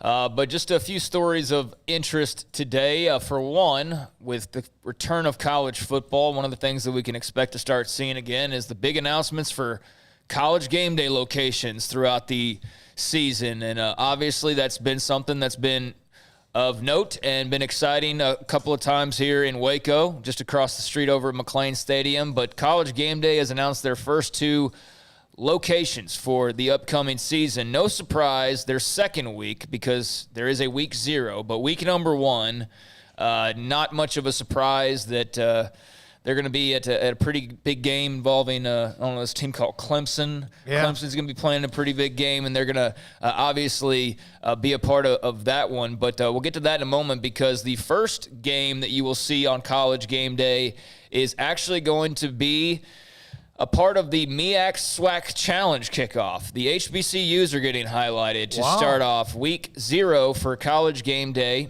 Will feature North Carolina Central and Alcorn State. That is a 6 p.m. kickoff, but that is how they will kick off the season. And then the following week, they will be, of course, in Charlotte for the big matchup, the Dukes Mayo Classic, Clemson and Georgia.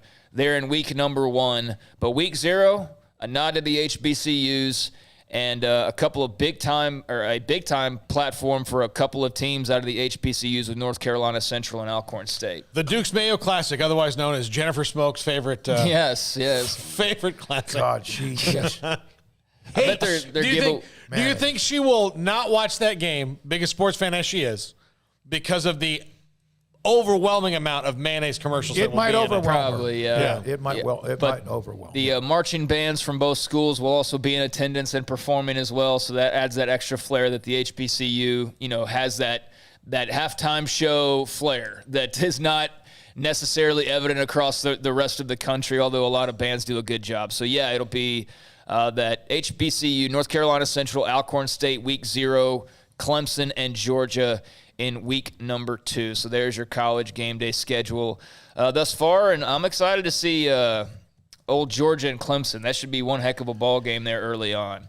But no Trevor Lawrence, and there's going to be a lot of moving pieces. No Justin Fields. I mean, this is a great matchup. Last year you get Justin Fields and Trevor Lawrence, and now you're going to get brand new quarterbacks, but that might make it more fun. I'm trying. This is maybe a little bit short-sighted, which, of course, this is what we do.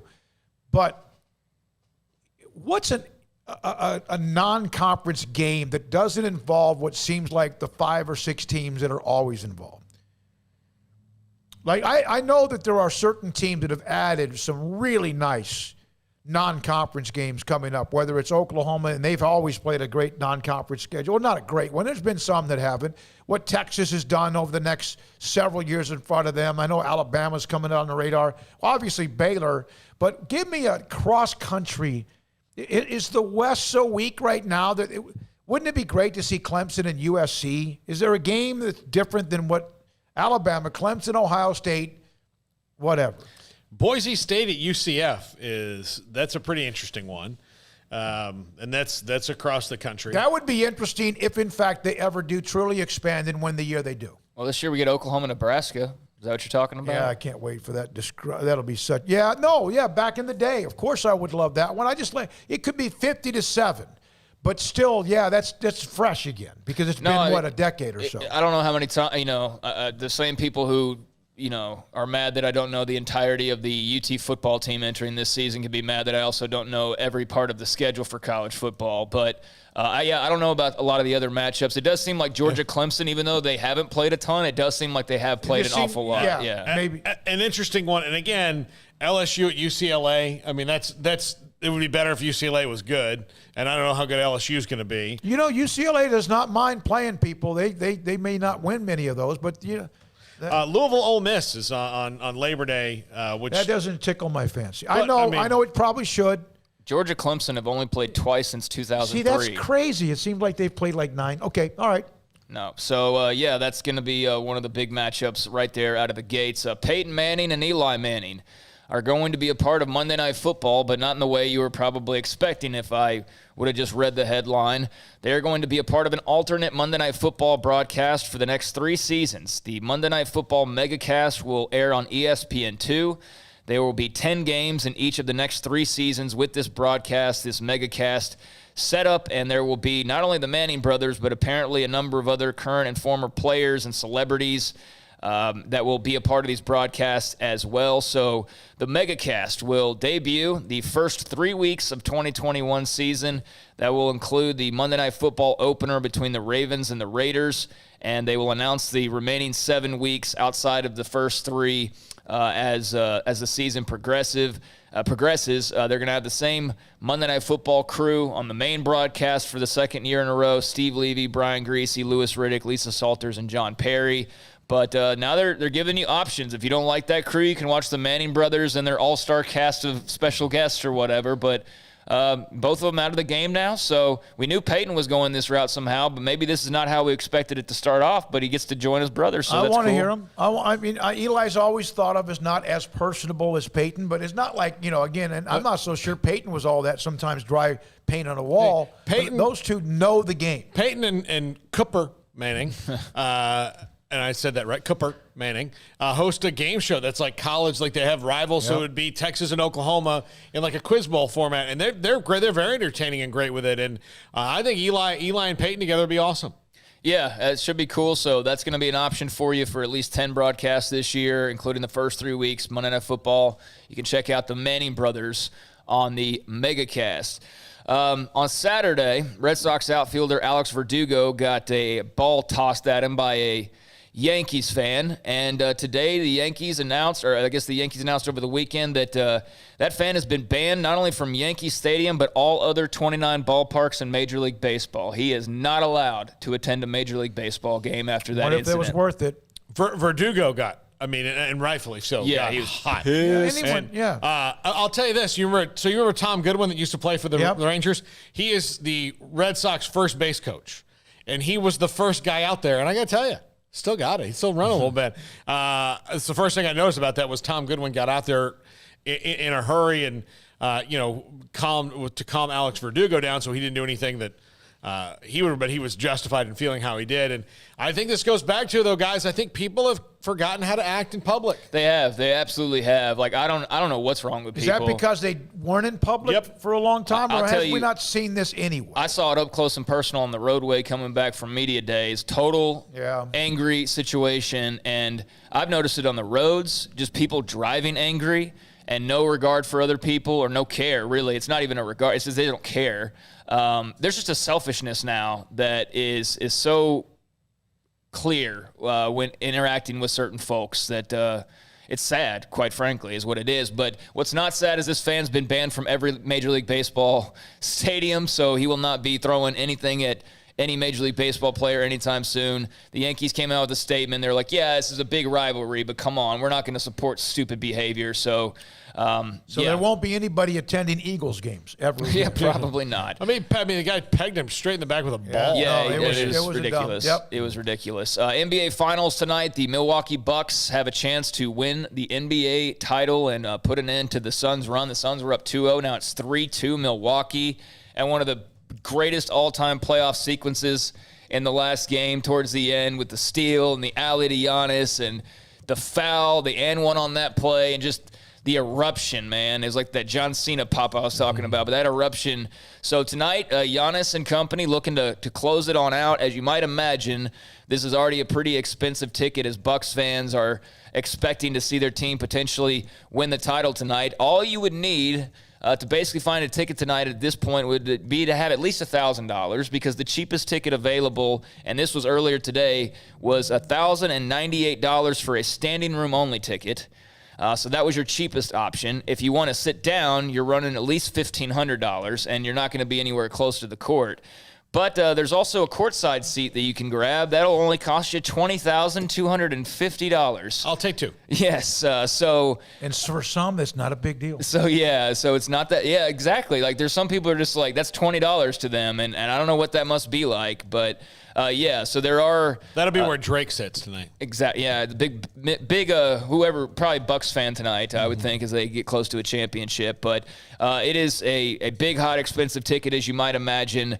Milwaukee is a slight favorite. They are at home, and they can close it out tonight, and that will be an 8 o'clock tip-off on ABC. Phoenix at Milwaukee, Game 6, and you want to add on to that there? Is there a bigger gut punch than losing Game 5 at home to have to go on the road? Yeah. And I mean, that's and look, this is the first NBA Finals in a long time where I legitimately don't care. Me neither. I mean, like most of the time I don't care who wins it as much as it is I would want certain people to lose.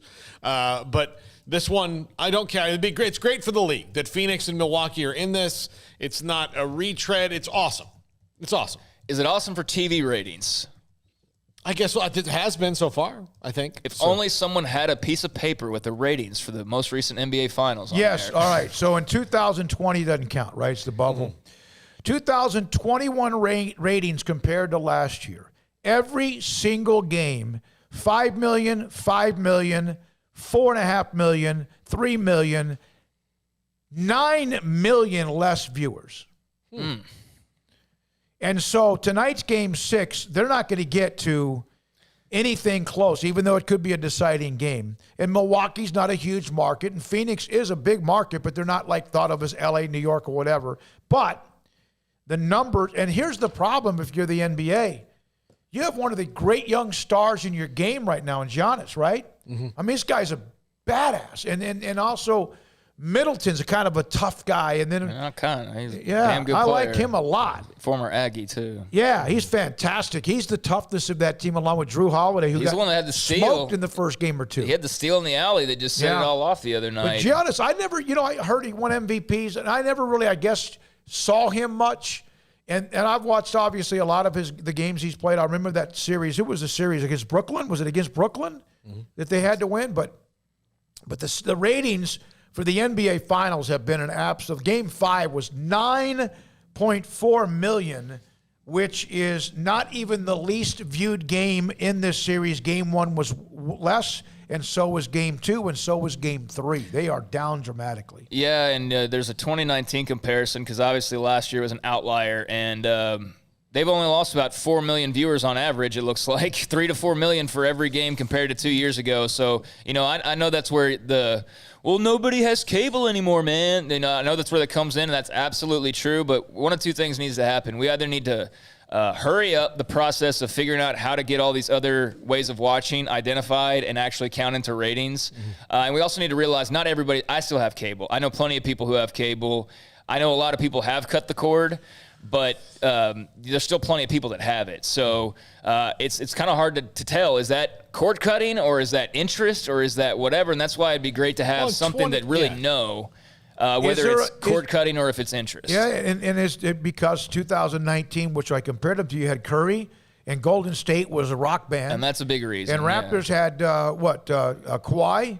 Is that what? Yeah, trying to lead them to a... Well, you're also talking about Toronto, which is gigantic.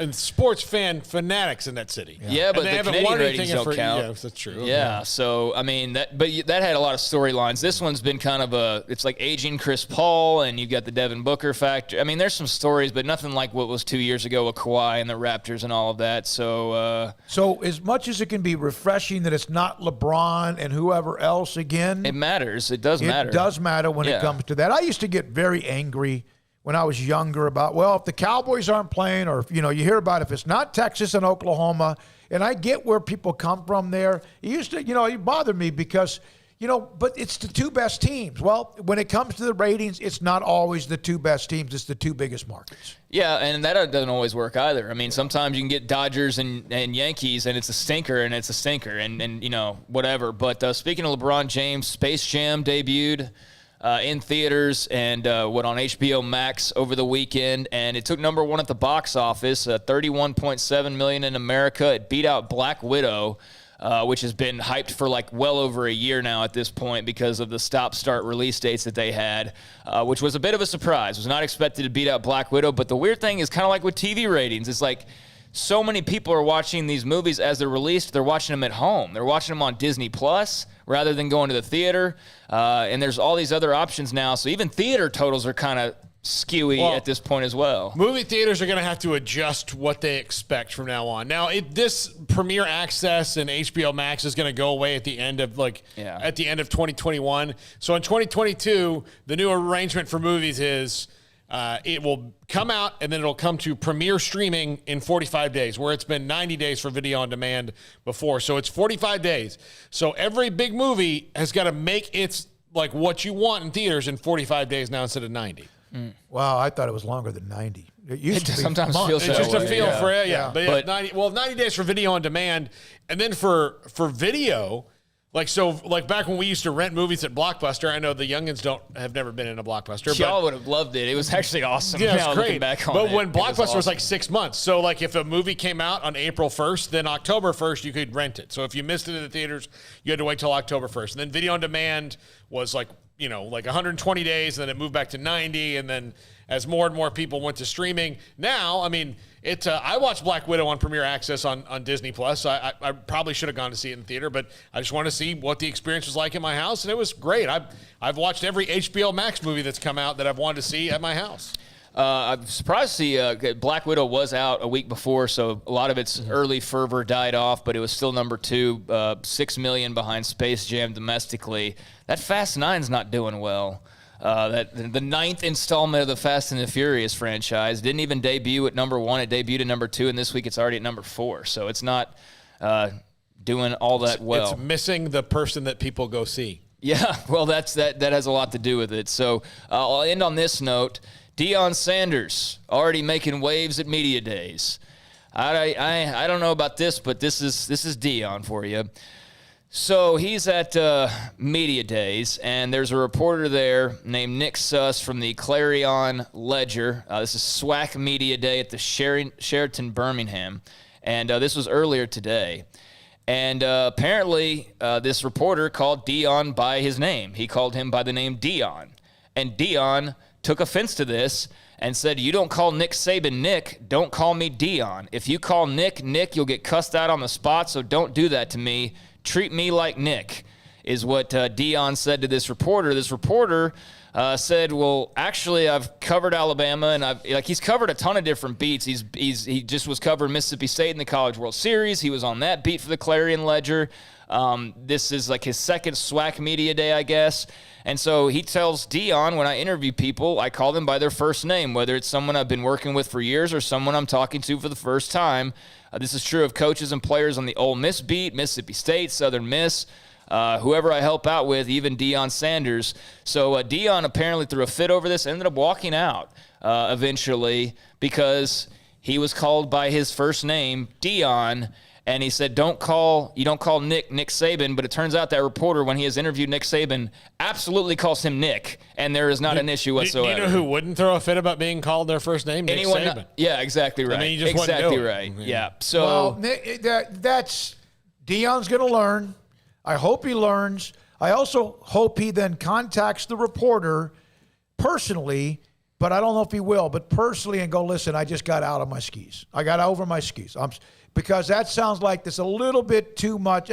He's actually the one showing disrespect. Oh, Dion. absolutely. Yeah. Absolutely. And you know what? Maybe he does realize it, but it's also Dion, so maybe he thinks he's still in the right. But I thought that was a total clown move on his part.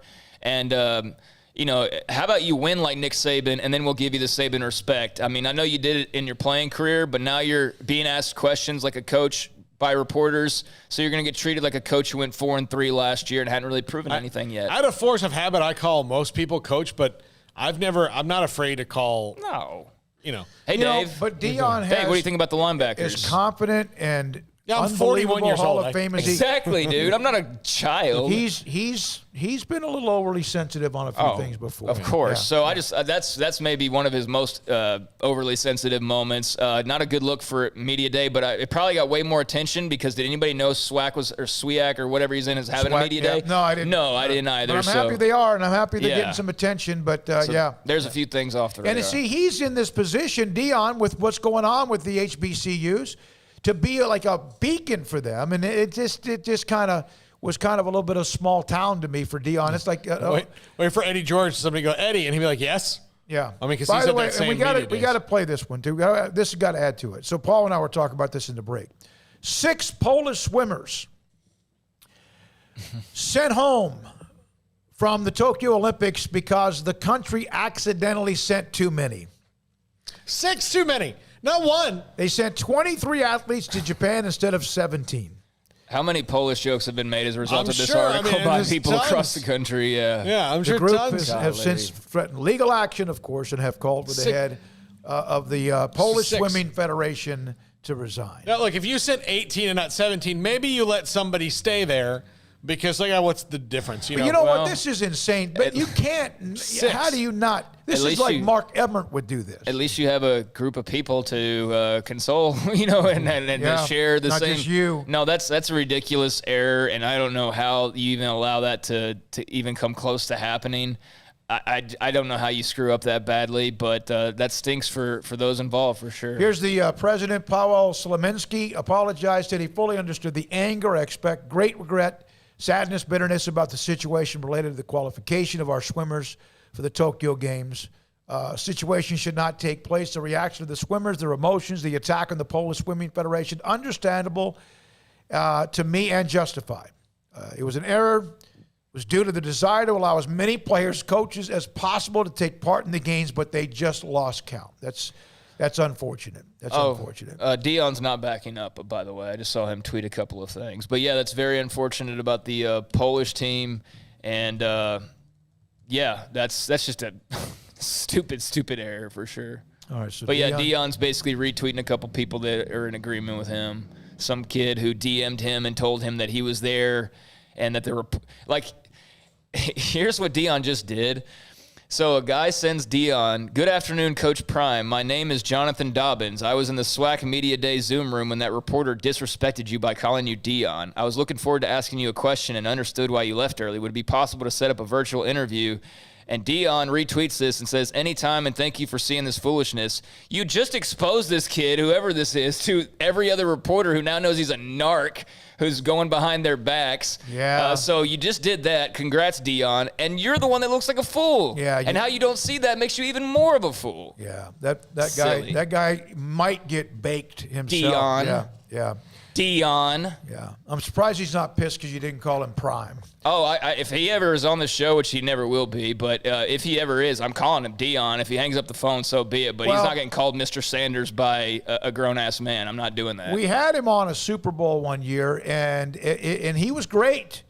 But it was the drama leading up to it, of which we had to kiss the ring. Yes. Well, we didn't know. It was almost as if he wanted us to. He has to be like, buttered he was up. so pissed off he had to take 5, 8, 10, 12 minutes with the radio station in Waco when we've had 150 Hall of Fame greats on the show of what we've done over the last, well, for me, 40 He's one of the years. only two people I can remember that. I was just making small talk while we're sitting and waiting. Like, he and I are from the same hometown. We both moved to Florida State.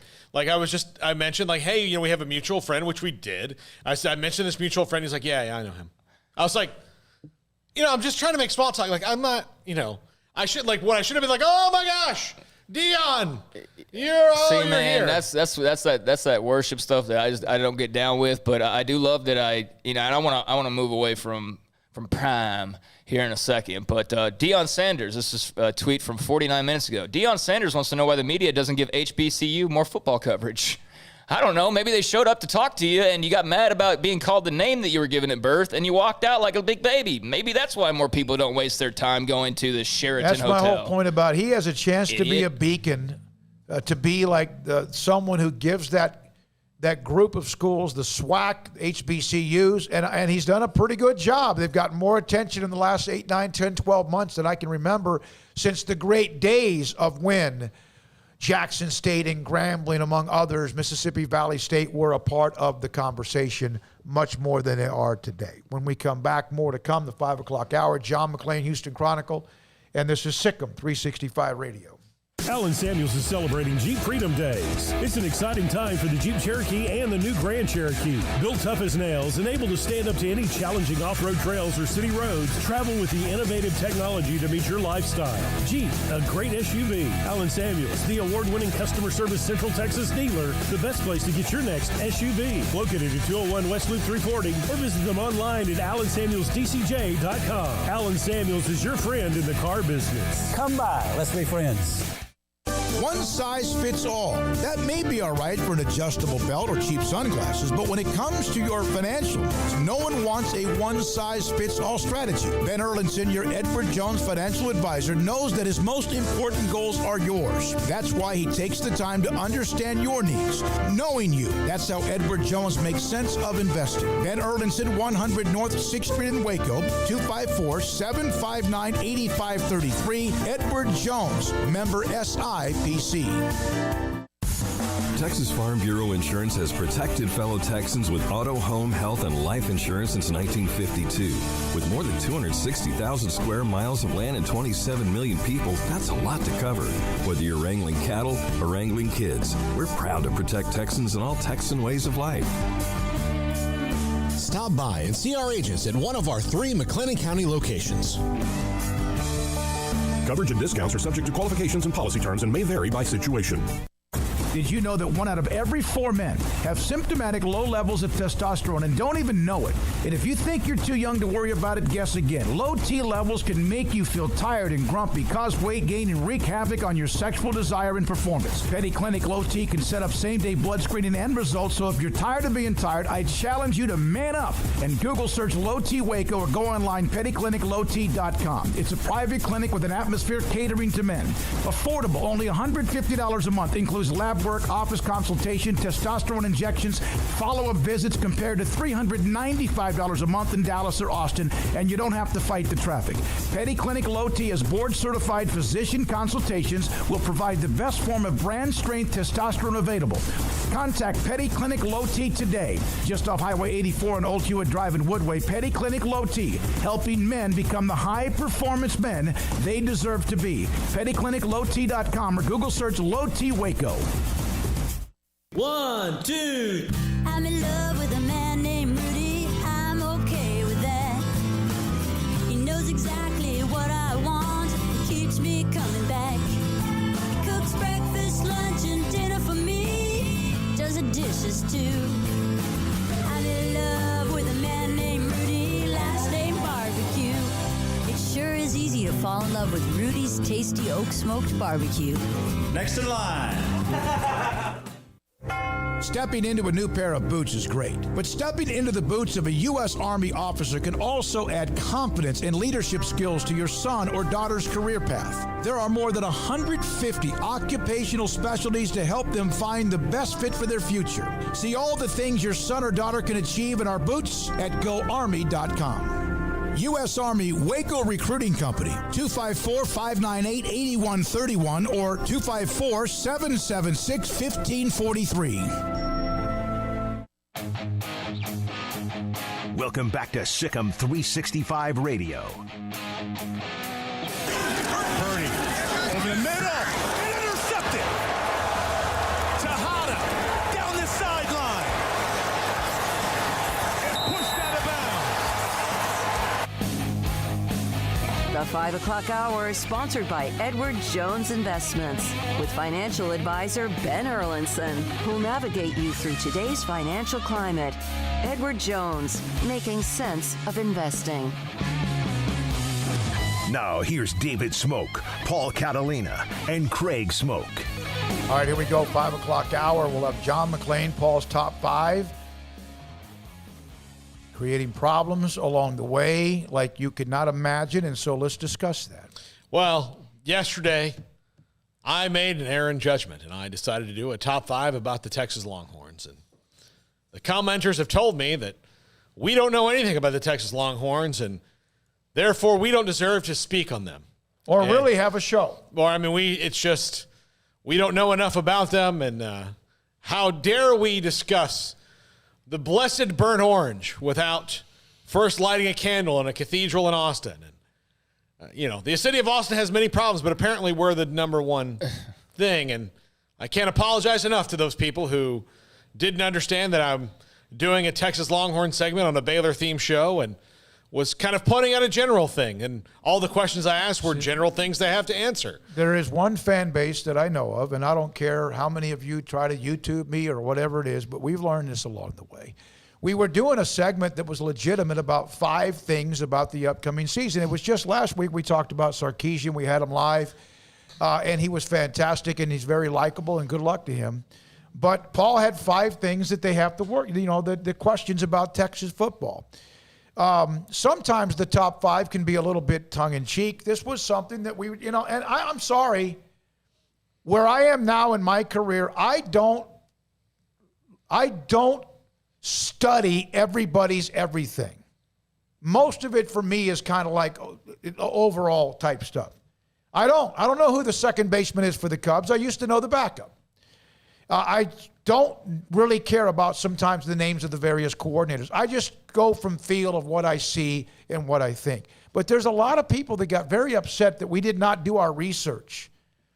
We cover college football pretty damn well. I'm sorry we don't know who your offensive line or defensive line is. But one of the things that got back and forth with a guy named, I forgot his name. I'm not being. Horn, born and bred 23. Well, I don't know if that was him. I know that, for example, who wants to listen to guys talk about Texas who don't do their homework and research into their own questions? Dude, it was here's what these people do not understand, and I wouldn't expect them to, but I do feel like if you are going to blindly just see something and then just judge it based on just what you've seen, the 5-minute segment that it was, then you should probably know the fact that I didn't know what we were talking about till we started doing it. I didn't study Texas to try to learn up on what we were going to be talking about. It wasn't even a full-blown segment. It was a top 5 at the end of the show. And I will never. It wasn't a season preview, you morons. And I will very rarely, occasionally I will bring you guys in on it. I'm sorry, I'm getting too emotional. Yeah, but occasionally I'll bring you guys in on it to kind of help me make sense of the topic. But I'm not, the point of it is it's my top 5. I have these questions. I want to see your legitimate reactions to the questions or statements that I make. And today's is a Baylor topic, and it'll get a lot of discussion in Baylor circles, I'm sure, and that's fine. But again, it wasn't about and look, Pete Kwiatkowski is their defensive coordinator. We know that. We just don't know as much about him because we haven't watched him as much, and we don't know as much about him in Texas's system. But, dude, he was at Washington for years. We're supposed to know that because we all just only read college football. Like, I get, like, somebody who thinks that was meant to be, like, some, like Texas football breakdown. Dude, it was a top 5 No offense, Paul, because I'll say this about it's a throwaway kind of. It's not meant to be like super serious. It's a top 5 at the very tail end of the show. That's just pretty general. We're not trying to predict records and break down the too deep. We're giving them too much time. No, right I know. Now. Yeah, but I'm just saying like that. That's what whoever was getting so upset about it because there was a couple people that really take things too seriously, and it's just like. You're taking that seriously? He's one of the best defensive coordinators in the country. Yes, Texas has hired 20 of them in the last 3 right. We know that. Whoever their coordinators are the best ones that have ever played football or coached football. Here's another one. One of the ones they really hated me. Yeah, they said, the guy in the green hat, whatever. Now, one of the guys that's back and forth with me is about you Sam would go back Cosmi. and forth with Well, these yeah, I people. can't help it. I'm sick.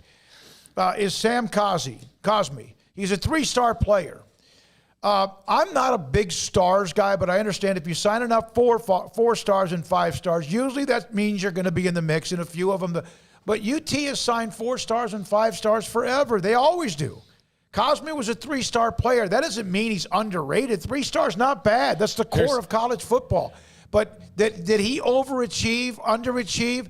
I know this. It seems like to me, at least off the top, without all the names in front of me, that a lot of times the University of Texas offensive linemen get highly rated and not all of them end up being as good as what they were supposed to be. Cosmi, to me, was a pretty good player, drafted in the 2nd round, but I also think that no matter the stars, all of the recruits that sign with Texas are supposed to be 4 stars and 5 stars. If they're not, otherwise the site sucks. Yeah. Here's the button that we can put on this, because we have to get 2 breaks before John McClain. But here's the button we can put on this. If there was a 12-team playoff for the last decade, Texas would not have been in it. That means they're not developing their players. Not even the team that went to the Sugar Bowl and won. That team that hammered Georgia. Not even that one would have been. None of them, the 12-team playoff for the last decade, Texas would not have been in it. And Baylor would have been in it 2 or 3 times. So I need to mention a couple things here. I know one guy took offense about bringing Art Browse into it. What you also didn't realize, because you just saw a YouTube video, is we had been ranting, or at least I had, about the LSU situation, which is how we got onto that topic in the first place. It wasn't errantly throwing out UT out of complete nowhere. So that was that, and that argument fails. And also, like I said about the whole like the top 5 thing, it's not like a season breakdown or a season preview, but the main point that seemed to set some of these weirdos off is, the development part. And if you want to sit there and really tell me that you give me 3 names like Joseph Osai and Derek Kerstetter and like one other, that means that Texas has been developing their players really well, are you seriously going to tell me that? Because 3 guys out of the 104 stars you signed in the last 4 years actually worked out, they're developing well? No, BS. Texas has been where it is because they have not fully developed well, and that's all I was saying. And those 3 names out of the 300 that walked through there recently do not change that. So, I mean, it's, I'm not going to get on there and go back and forth with these people. I don't care that much about it. But, there was a lot of people that took it really seriously. Here was one of the comments in which I then followed up because I can't help myself. Yeah. So the mention that Cosmi was offered by Memphis, Houston, and TCU. Only by, basically those teams don't count because it wasn't Alabama, Clemson, Ohio State. Memphis has how many running backs in the NFL? Yeah. Memphis, Houston, and TCU, who all would have been in the 12-team playoff. And not the Texas, other part of it is as far as Cosmi, he was drafted by my favorite NFL team. Believe me, they need offensive linemen, so I hope he's good. No, it's fine. Hey, Joseph Osai and Sam Cosmi both developed, and Derek Kerstetter now too. So that means everybody has developed well, and there's not an issue with that at all, and that's why they haven't won a Big 12 title since 2005. I mean, that's our bad. I mean, come on now. But the development has clearly been a problem. That's why you're on another head coach. Again. All right, when we come back, a couple more notes. John McClain coming around the corner, Hall of Fame writer and columnist, and then also Paul's Top 5, God help us. This is SicEm365 Radio. The First National Bank of Central Texas, 5 locations to serve you: Waco, Woodway, Hewitt, China Spring, Mart, and Hillsboro. A name you know and know you can trust. Whether it's good times or bad times, all of us need a bank we can count on, and that's the First National Bank of Central Texas. Great people with great technology dedicated to their business and helping our area grow. Safe banking in person or use their online and mobile apps, convenient drive-through and ATMs at all locations. They got products like the First mobile app. Do your banking wherever you are. Check balances, make transfers, pay bills, and transfer funds. It's the First National Bank of Central Texas, 5 locations right here at home. At Baylor University, students can shine in their own way. Or should we say their own ways? Because there's no limit to the ways Baylor students make the world a brighter place. Whether they're leading a student organization or following a higher calling, getting advice from faculty, or taking part in world-class research, pursuing their dreams, or working toward their dream job, students find their place to shine at Baylor, where lights shine bright. At Ideal MRI, we feel blessed to be a part of the Waco community. We're a small family business right here in Central Texas, and our goal is to bring down the cost of healthcare while maintaining high quality. At times like this, the cost of healthcare has never been more important, and unfortunately, significant illnesses and injuries still occur. That's why Ideal MRI is open and here to serve you through the difficult time. We offer premium MRIs just like a hospital with state-of-the-art technology and specialists, but you'll pay less. Sometimes thousands of dollars less, whether you're using insurance or not. At Ideal MRI, we accept most insurance and there are no hidden costs, even offering financing if that's needed. Everything included in the price, and you'll not get something as a surprise in the mail later on. If you need an MRI, ask your doctor about Ideal MRI. They'll know. You can schedule an appointment safely from home online in minutes at idealmri.com or give us a call, 833-IDEAL-MRI, idealmri.com.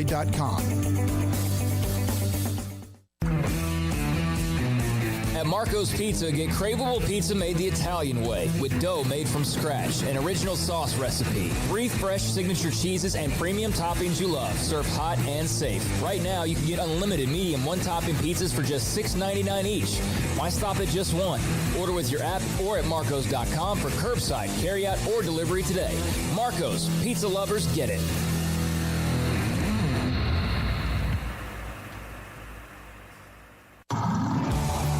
It's time to fire up the grill, heat up the oven, or get that deep fryer going to enjoy the top quality products at Waco Custom Marketplace. Order 30-pound sacks of live crawfish by 6 on Wednesday. Pick up on Friday afternoon after 2 or Saturday. Enjoy the weekend. 30-pound sacks of live crawfish available right now for $4.25 a pound. Find all the crawfish boil ingredients you need, including red beef potatoes, sausage, corn cobettes, and Louisiana boil seasoning. Make your order for live crawfish by Wednesday at 6. Pick up on Friday after 2 or all day Saturday, and enjoy the weekend. Waco Custom Marketplace, your home for fresh baked kolache, cinnamon rolls every day. Butcher shop to cut your steaks the way you want. Fresh seafood, summer sausage, boudin, house cured and smoked bacon, spices, seasonings, soup mixes, and more, and weekly gift boxes for any occasion. Waco Custom Marketplace, 425 Lake Air Drive in Waco, or WacoCustomMarketplace.com.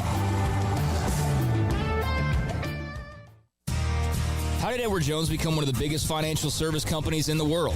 By not acting that way. Financial strategies, one-on-one advice, it's a big difference. And that's why Brad Wilson, your Edward Jones financial advisor, makes sense of investing. Experience the difference for yourself. Brad Wilson, 250 Sharon Drive in Woodway, 254-776-4337. Edward Jones, member SIPC. Welcome back to SicEm365 Radio. The Sic'em365 Radio app is sponsored by Alan Samuels Dodge Chrysler Jeep Ram Fiat in Waco. Your friend in the car business at Loop 340 and east of 84. Come by. Let's be friends. All right, one note about the Olympic Games. Not sure if you saw this. The composer, Kigo Ayamada, resigns over admitting to past bullying. He is the composer for next week's Olympics opening ceremony in Tokyo after admission to bullying disabled classmates resurfaced. When do you think this happened? When he was a kid? First debuted at a part of a band in 1989. Recently resurfaced interviews that were published in 1994 and 1995.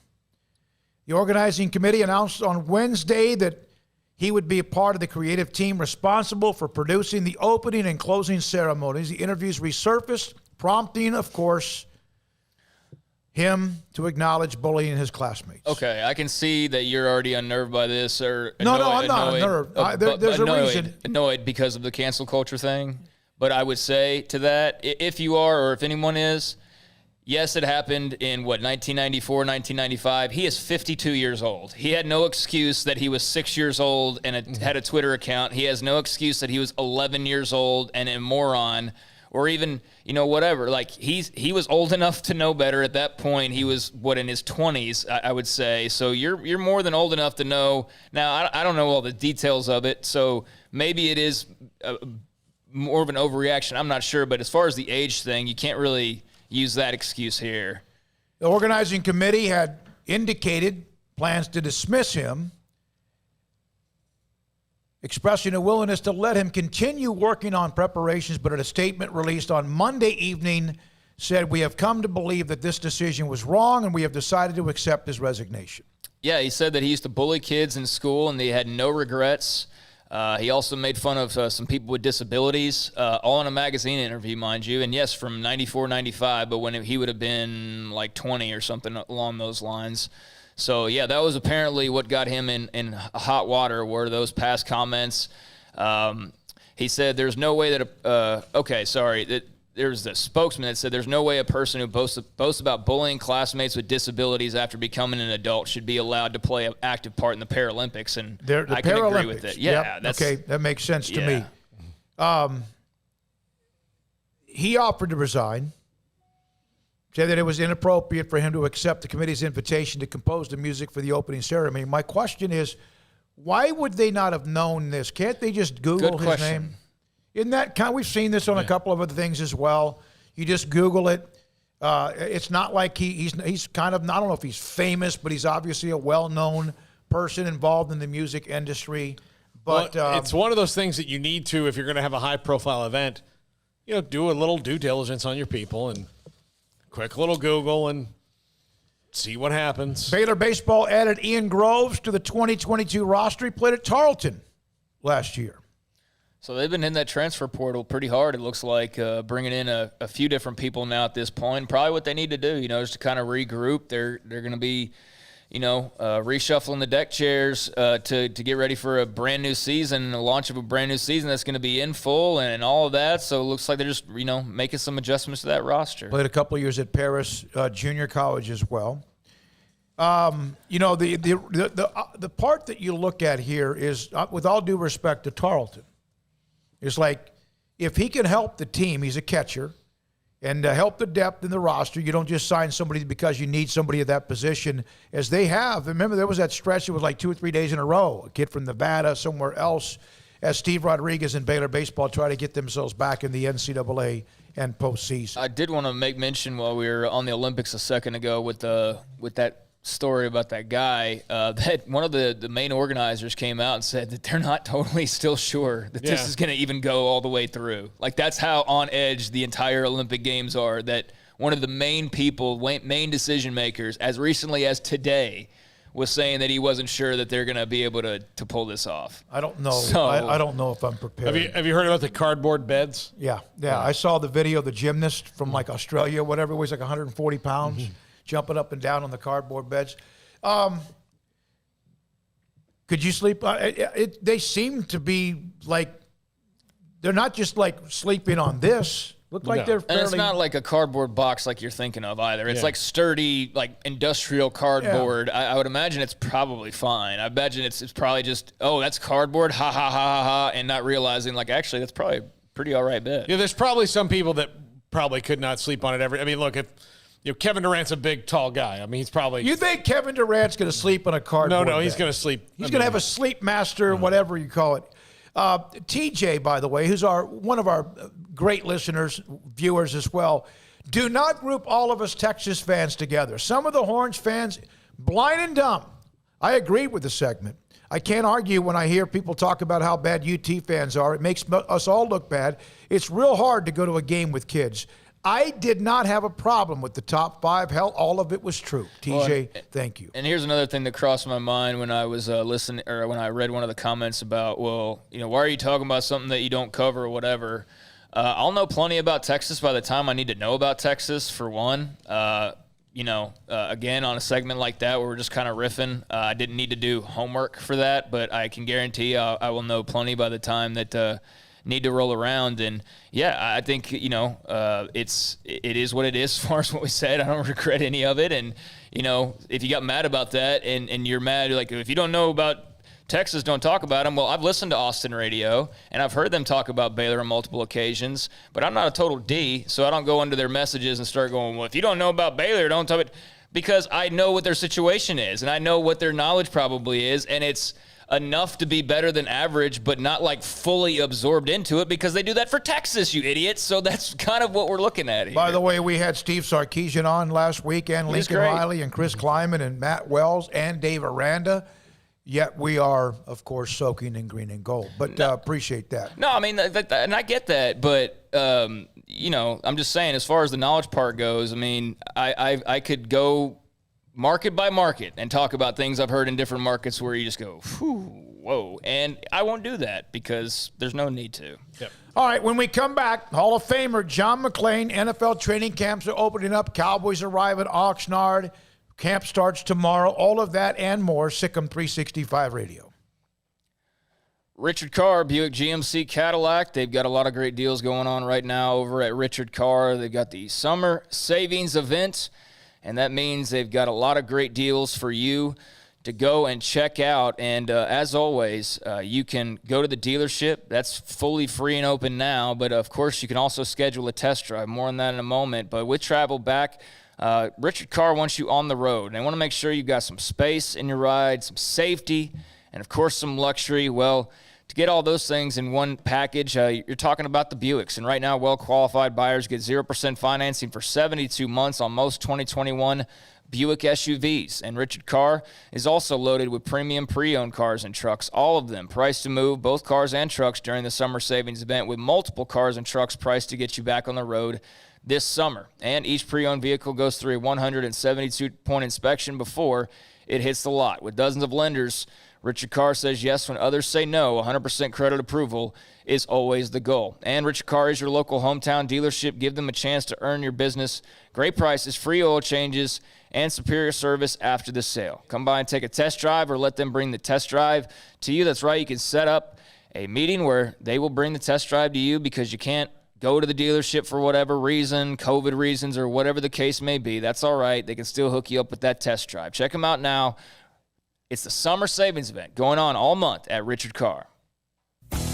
Three Nations Brewing Company has 16 different beers on draft with a new beer every Friday. It also offers 2 air-conditioned tap rooms, a large indoor beer hall, a second-floor mezzanine offering a great overview of the brewing company and equipment, and patio where you can relax under the shade. Plus, you can now experience the new Three Nations Beer Garden Grill on our shaded patio with socially distanced seating for your enjoyment. Grab a cold beer and enjoy a bite from our freshly prepared and delicious menu. Street tacos, quesadillas, freshly cooked burgers and dogs, and veggie burgers too. State Fair tornado fries, nachos, and so much more, all prepared and cooked on site. So come visit the award-winning Three Nations Brewing Company on East Vandergrift off I-35 in Carrollton.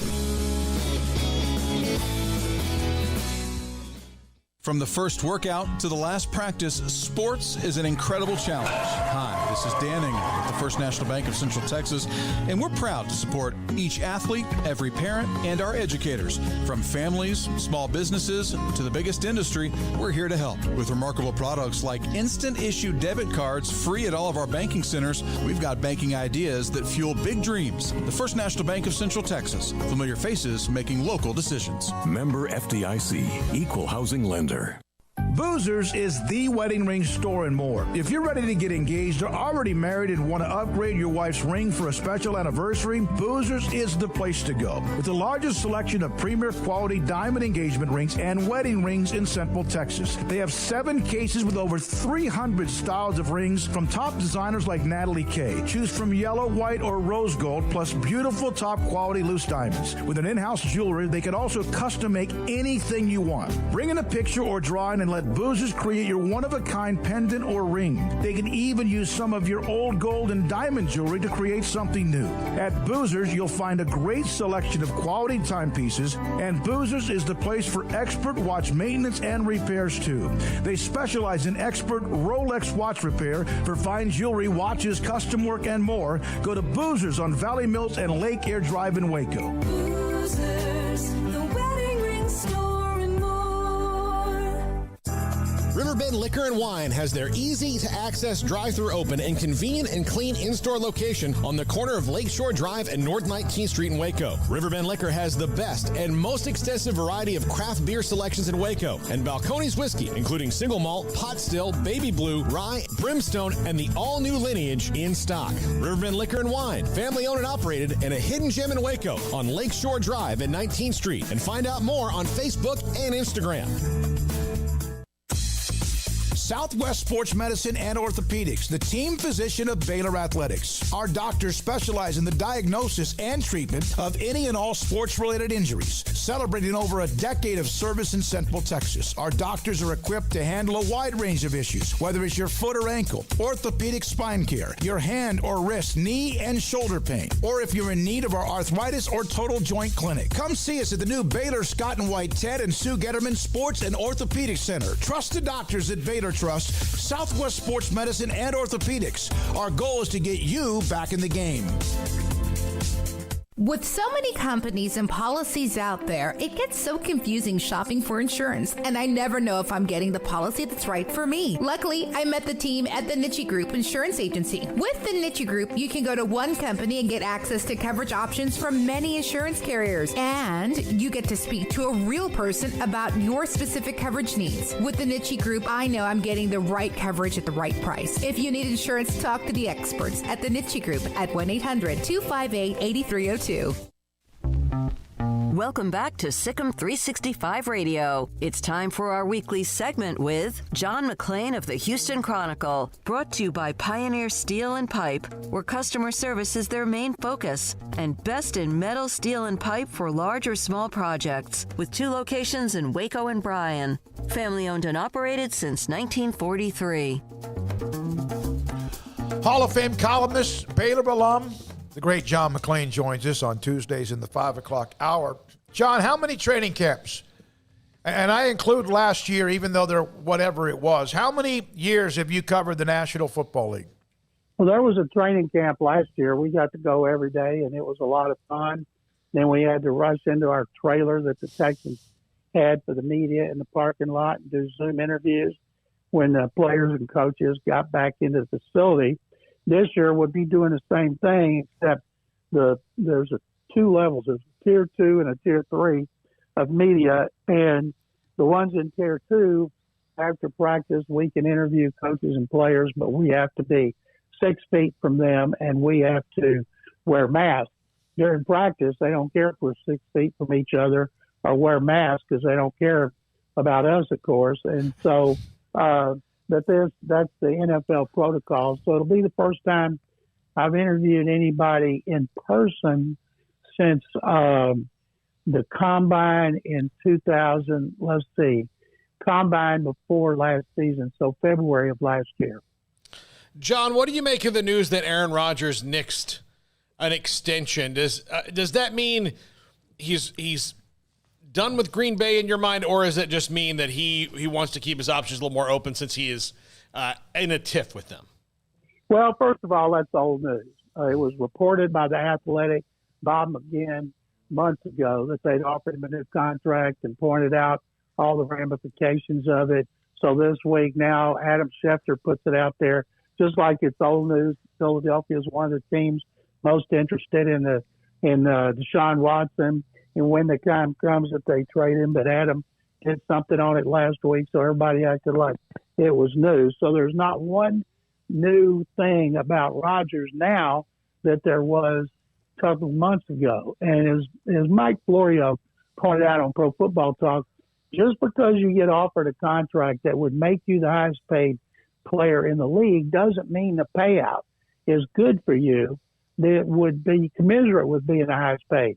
It would just be a big number that you're not ever going to get And a lot of people think he'll play this year with the understanding he'd be traded after this season. But if that's the case, he better have a great year like he did last year. Because in 18 and 19, I think he threw 27, 26 touchdown passes. Then he threw 48, career high last year. So if he were to slump back to 25 or 26, they wouldn't get for him at 38 years old what they would have gotten for him if they'd done it now. So I've said all along, I think he'll play for the Packers, and I still believe it. John, did you happen to see the trolling social media post from Tony Busby towards Deshaun Watson? And if so, what were your thoughts on that? Well, first of all, Tony Busby, who was on his honeymoon and probably partying quite a bit, if you get my drift, he's been known to be a big partier, put that out where he took shots at Watson after Busby, got a massage without incident. And I thought it was absolutely ridiculous, but it didn't surprise me. The fact is, as somebody pointed out, if they were close to a settlement, you wouldn't see Busby putting out stuff like that. Mm-hmm. And, of course, training camp begins next week. There's a lot of national media coming in here, and with the anticipation that Watson might actually show up, even though they have their three quarterbacks, and Rod Taylor, Jeff Driscoll, and Davis Mills. And if he did show up, to avoid being fined $50,000 a day, when he and his reps told the Texans all along he will not show up because he wants to be traded, it would be a circus atmosphere. And it's one of those deals. We'll find out if he's coming. I'm sure one of his people will leak it to a national person. And personally, I believe if they waited to next draft to trade him, they would get a whole lot more than if they trade him, say, at the start of camp, at the start of the season. But with all the legal issues, including those 22 civil suits and at least one investigation, no charges have been filed by the police. And, of course, Roger Goodell NFL investigation, maybe somebody would lowball them and take that problem on. But, man, they would certainly not get anywhere near what they could get if they waited. How much does Tony Busby's social media behavior complicate this on the part of the NFL? Because just personally, John, I don't really know what to think of it. Well, Paul, this has been going on since he first did it. He uses social media. I don't think the NFL pays any attention to that. The NFL has its own investigative arm with some of the top investigative people in law enforcement that have gone to work for them. And Busby told us, I guess 7 weeks ago, that of the 22, some of them were cooperating with the NFL investigation. So we don't know how many. And all the stuff between the lawyers publicly, I don't pay any attention to it. I wait for actions, not words. Yeah, it's a lot of, there's still a lot we don't even really know. There's no way he plays this year, though, right, Deshaun? Oh, I don't know. First of all, as someone who's read every lawsuit, there's stuff in there that's disgusting and reprehensible. And the women deserve to have their day in court. But he's innocent until proven guilty. So I don't think if they made headway behind the scenes, we don't know it. I think it was Mike Florio, again, who pointed out today that if indeed they were close to a settlement, Busby wouldn't be putting out something like that, because we all know you do that. That just infuriates the other side. And I don't know if Rusty Arden, who represents Watson, will come back with his own salvo aimed at Busby, which he's done before. But I do believe that he will play this season. I think if they do not reach a settlement and it goes to court, he's not even getting my mind's gone blank about what attorneys do. Deposed. With people deposed till next year after the Super Bowl is the soonest they could get to it. So, but I still think somehow the closer we get to the start of camp, at the start of the season, somehow something will be done to where they trade him, he plays, he gets suspended, he plays after suspension. And nobody knows, of course, David, but I'm going to say at some point he does play this season. Okay. John, are you have any interest in checking out the Manning Brothers Monday Night Football broadcast that they're going to be doing, for a few weeks out of the year? Craig, those two are something else. They have a great relationship. Peyton, of course, has a better personality than Eli, but Eli is no slouch, especially when it comes to taking shots at his big brother. And so I go back, remember the Sports Center commercial, all the athletes were doing, and they're walking down with Archie and his mom kicking each other like brothers do in the back with their feet. And I thought that was tremendous. So, yes, the only people I would tune into anything, the only person, would be Peyton Manning, because I think he's just tremendous at everything. I've never, ever watched a game because of an announcer. I did for a while about Tony Romo because he got off to such a great start, but I watched for the game. But if Peyton, on this thing on ESPN Plus, or if one of the networks that ever hired him, I would watch whatever Peyton Manning did. He is, John, one of the greatest Saturday Night Live hosts that has ever done that show. His episode of Saturday Night Live was top to bottom, straight up hilarious. 100%. And that's one of the reasons I like him. He's a movie nut. And I tell you, if somebody came along and offered him the right part, and maybe not as a has-been quarterback or something, but gave him a part in the movie that was legit, I think he'd do a tremendous job because he works so hard at everything he does and takes such pride in it. I would love to see some producer and director, and maybe he's had opportunities and turned them down, but give him a legitimate part, maybe in a non-sports movie. J.J. Watt's been in a couple of those, and I think Peyton would do great if indeed that's what he wanted to do. He obviously likes being in front of the camera because he's in front of the camera so much, but his ultimate goal is to run a team, and he makes no bones about that. John, do you think Richard Sherman is kind of a foregone conclusion to not play this year, and how much of a chance was there to begin with? Craig, I believe that somebody will sign Richard Sherman maybe when somebody gets hurt, and considering the judge didn't make him even post bail, I think he might get his wife has been totally supportive. It wouldn't surprise me if there are no charges or if it's a slap on the wrist. At some point, somebody signs him because he still wants to play. John, as always, thank you. Appreciate it. As always, guys, Sic'em. John McClain, Baylor alum. He loves the Bears. Loves them.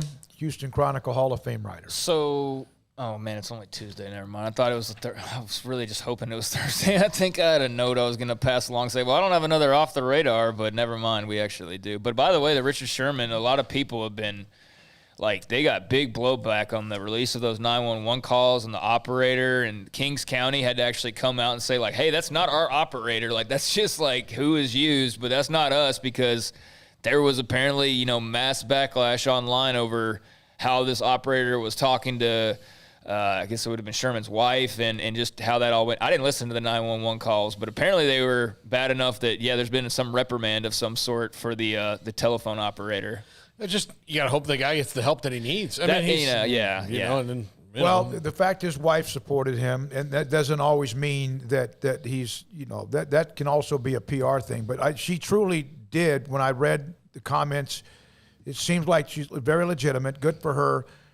And he always, to me, was always very cerebral, very sharp. Yeah, he went to Stanford, but he always seemed like he was ahead of the curve, even though sometimes he would be a little controversial out there a little bit. I like him, and I hope he's going to be okay. I do. Yeah. He's had a bad stretch, and God knows, I hope he gets the help. I just think it's very interesting. You see someone like him, and I think, even though a lot of people probably saw through the big mouth, as smart as he is, though, and as well thought out as he is, he's not a guy that just runs his mouth. I mean, he thinks about what he says, and I don't know, maybe this is just me, but I feel like on the surface, a lot of people probably look at Richard Sherman and say, Stanford educated, NFL millionaire, really smart, could do a TV gig, no problem, and man, he must have it all together. And that guy clearly doesn't have it together at all right now. So much so that he's starting to kill himself over and over. I don't know how much alcohol was in play or what, but That was just kind of shocking to hear that, you know? And it's scary. Just you don't know everything about people. I think that's the biggest thing we need to take away from it. And look, I'll tell you this about Richard Sherman. You take away the very bizarre Aaron Andrews interview. You take that out of it, a situation in which there's a reason that for everybody else other than the network TV people, there's a 20-minute cool-down period. Because of stuff like that. Football, sports are an intense game. I mean, intense business.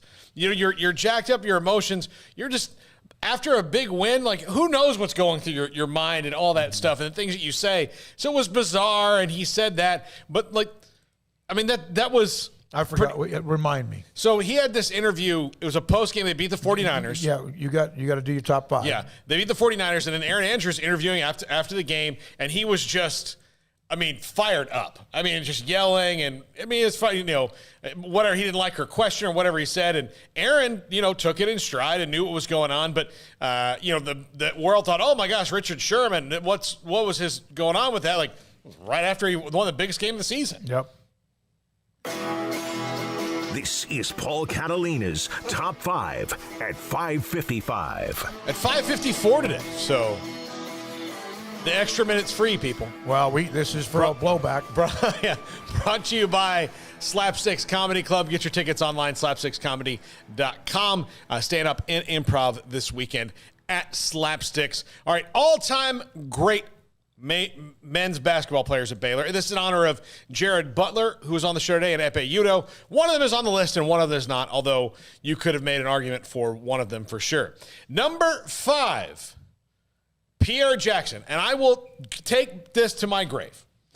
He was such an X factor for that team in that whatever they needed him to do in any night, he did it. If they needed him to score 12 and dish the ball a lot, he did that. If they needed him to score 26, he did that. He was just such a gutsy leader for them. He almost seemed like he was a bridge from one era to another, that when they needed him, and he was so dynamic. And I hope he's doing okay. Last time we talked with him, we know that he'd been struggling a little bit. I'm going to reach out to him, in fact, here in just a second. But he was so explosive. Yeah, and just the thing about it, though, was he was so good and so explosive, but if he was off, then the whole team was screwed, basically. Yeah. I mean, that was the thing, is like if Pierre was hot, then great, but if he wasn't, then it was a toss-up of whether or not they were going to win that basketball game. Yeah, but he was that transitional piece. Number 4, Terry Teagle. Been on the show a couple times, was such a key member of those Baylor teams that was the first time in a long time that Terry Teagle, Vinnie Johnson, who's also on the list, but that people noticed Baylor basketball. I think it was an important thing especially for an era of recruiting that was going to be well after, in that you were going to be able to say, like, listen, we've got guys. And Terry Teagle was certainly one of them, and just one of the great players in Baylor history. I can't argue with him being on 5. I don't know the order yet, Yeah. but obviously you had 3 that are better than him. Yeah. Number 3, Davion Mitchell.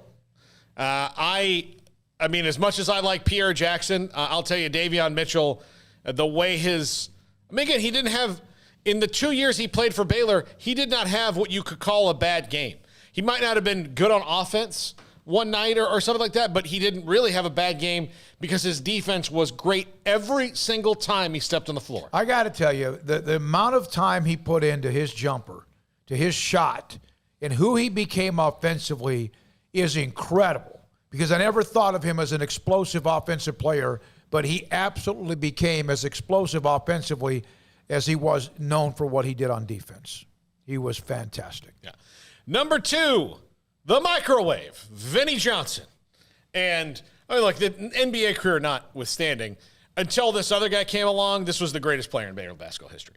No question. This was not a debate. It was Vinnie Johnson. It was absolutely Vinnie Johnson.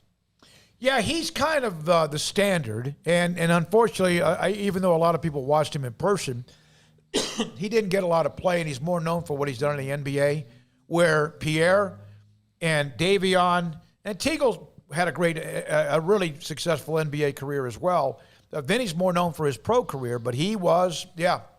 Well, he was with the bad boys. When you get guys who are maybe my age or older or 10 years younger than me, this list is going to get a lot of play. Yeah, they might. But look, number 1, Jared Butler, our first guest on the show today. And the reason it's Jared Butler is, of all the players that transferred, all the people that came in, he was he was the glue. He was the catalyst. He was the one that made you believe, like, oh man, this isn't just a good team. This team could be great.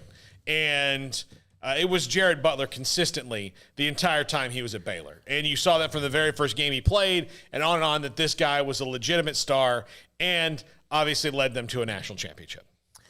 I'm just kind of going through a list. The name that might get some feedback, there's some names like Royce O'Neal and Taurean Prince and what they did in the NBA. They were good, but what they did, David Wesley could be a name that was a part of the conversation. Yeah, absolutely. And I thought, Taurean, David Wesley, Royce O'Neal, Quincy AC, guys like that, all Epe, all belong in the conversation. Brian Skinner's a name Brian Skinner. That's a part of that discussion. All those guys. Motley for that 1 year. Yeah, Jay Mott. Fantastic. So all those guys belong in the discussion, but really, when you look at the whole of their careers, it's what I try to go with here.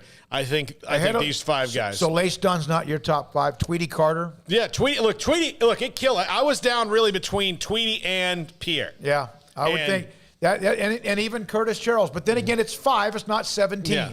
So you got to pick 5. You pick your 5. We're going to have it up on the site and also on YouTube, which we've become noticed in ways. Mm-hmm. There's worse ways to get noticed. Wish you would have studied this before you just popped it out there. Like, there's worse ways to get noticed on YouTube. What I was talking about before we started.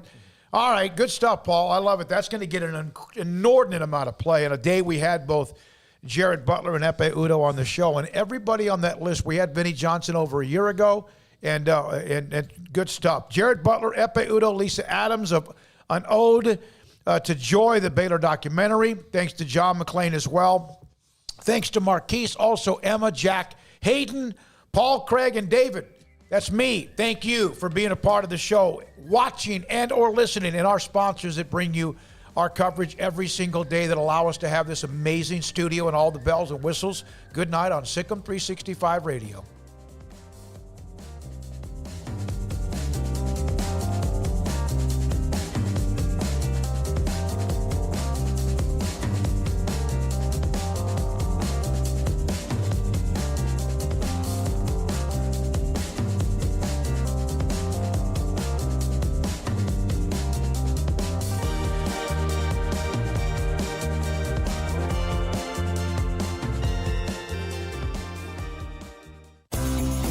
Ideal MRI is a small family business right here in Central Texas. We're open to support you while lowering the cost of healthcare bills. When you need an MRI, ask your doctor for an Ideal MRI. Visit us at idealmri.com or call us at 833-IDEAL-MRI.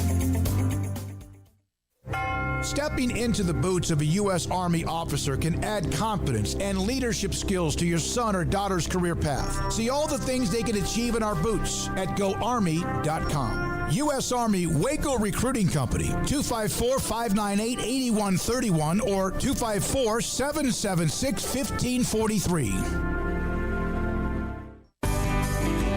Texas Farm Bureau Insurance has been proudly serving Texans across the state for over 60 years. Call 254-772-8090 to find an agent who will provide a free review of your auto, home, and life coverage.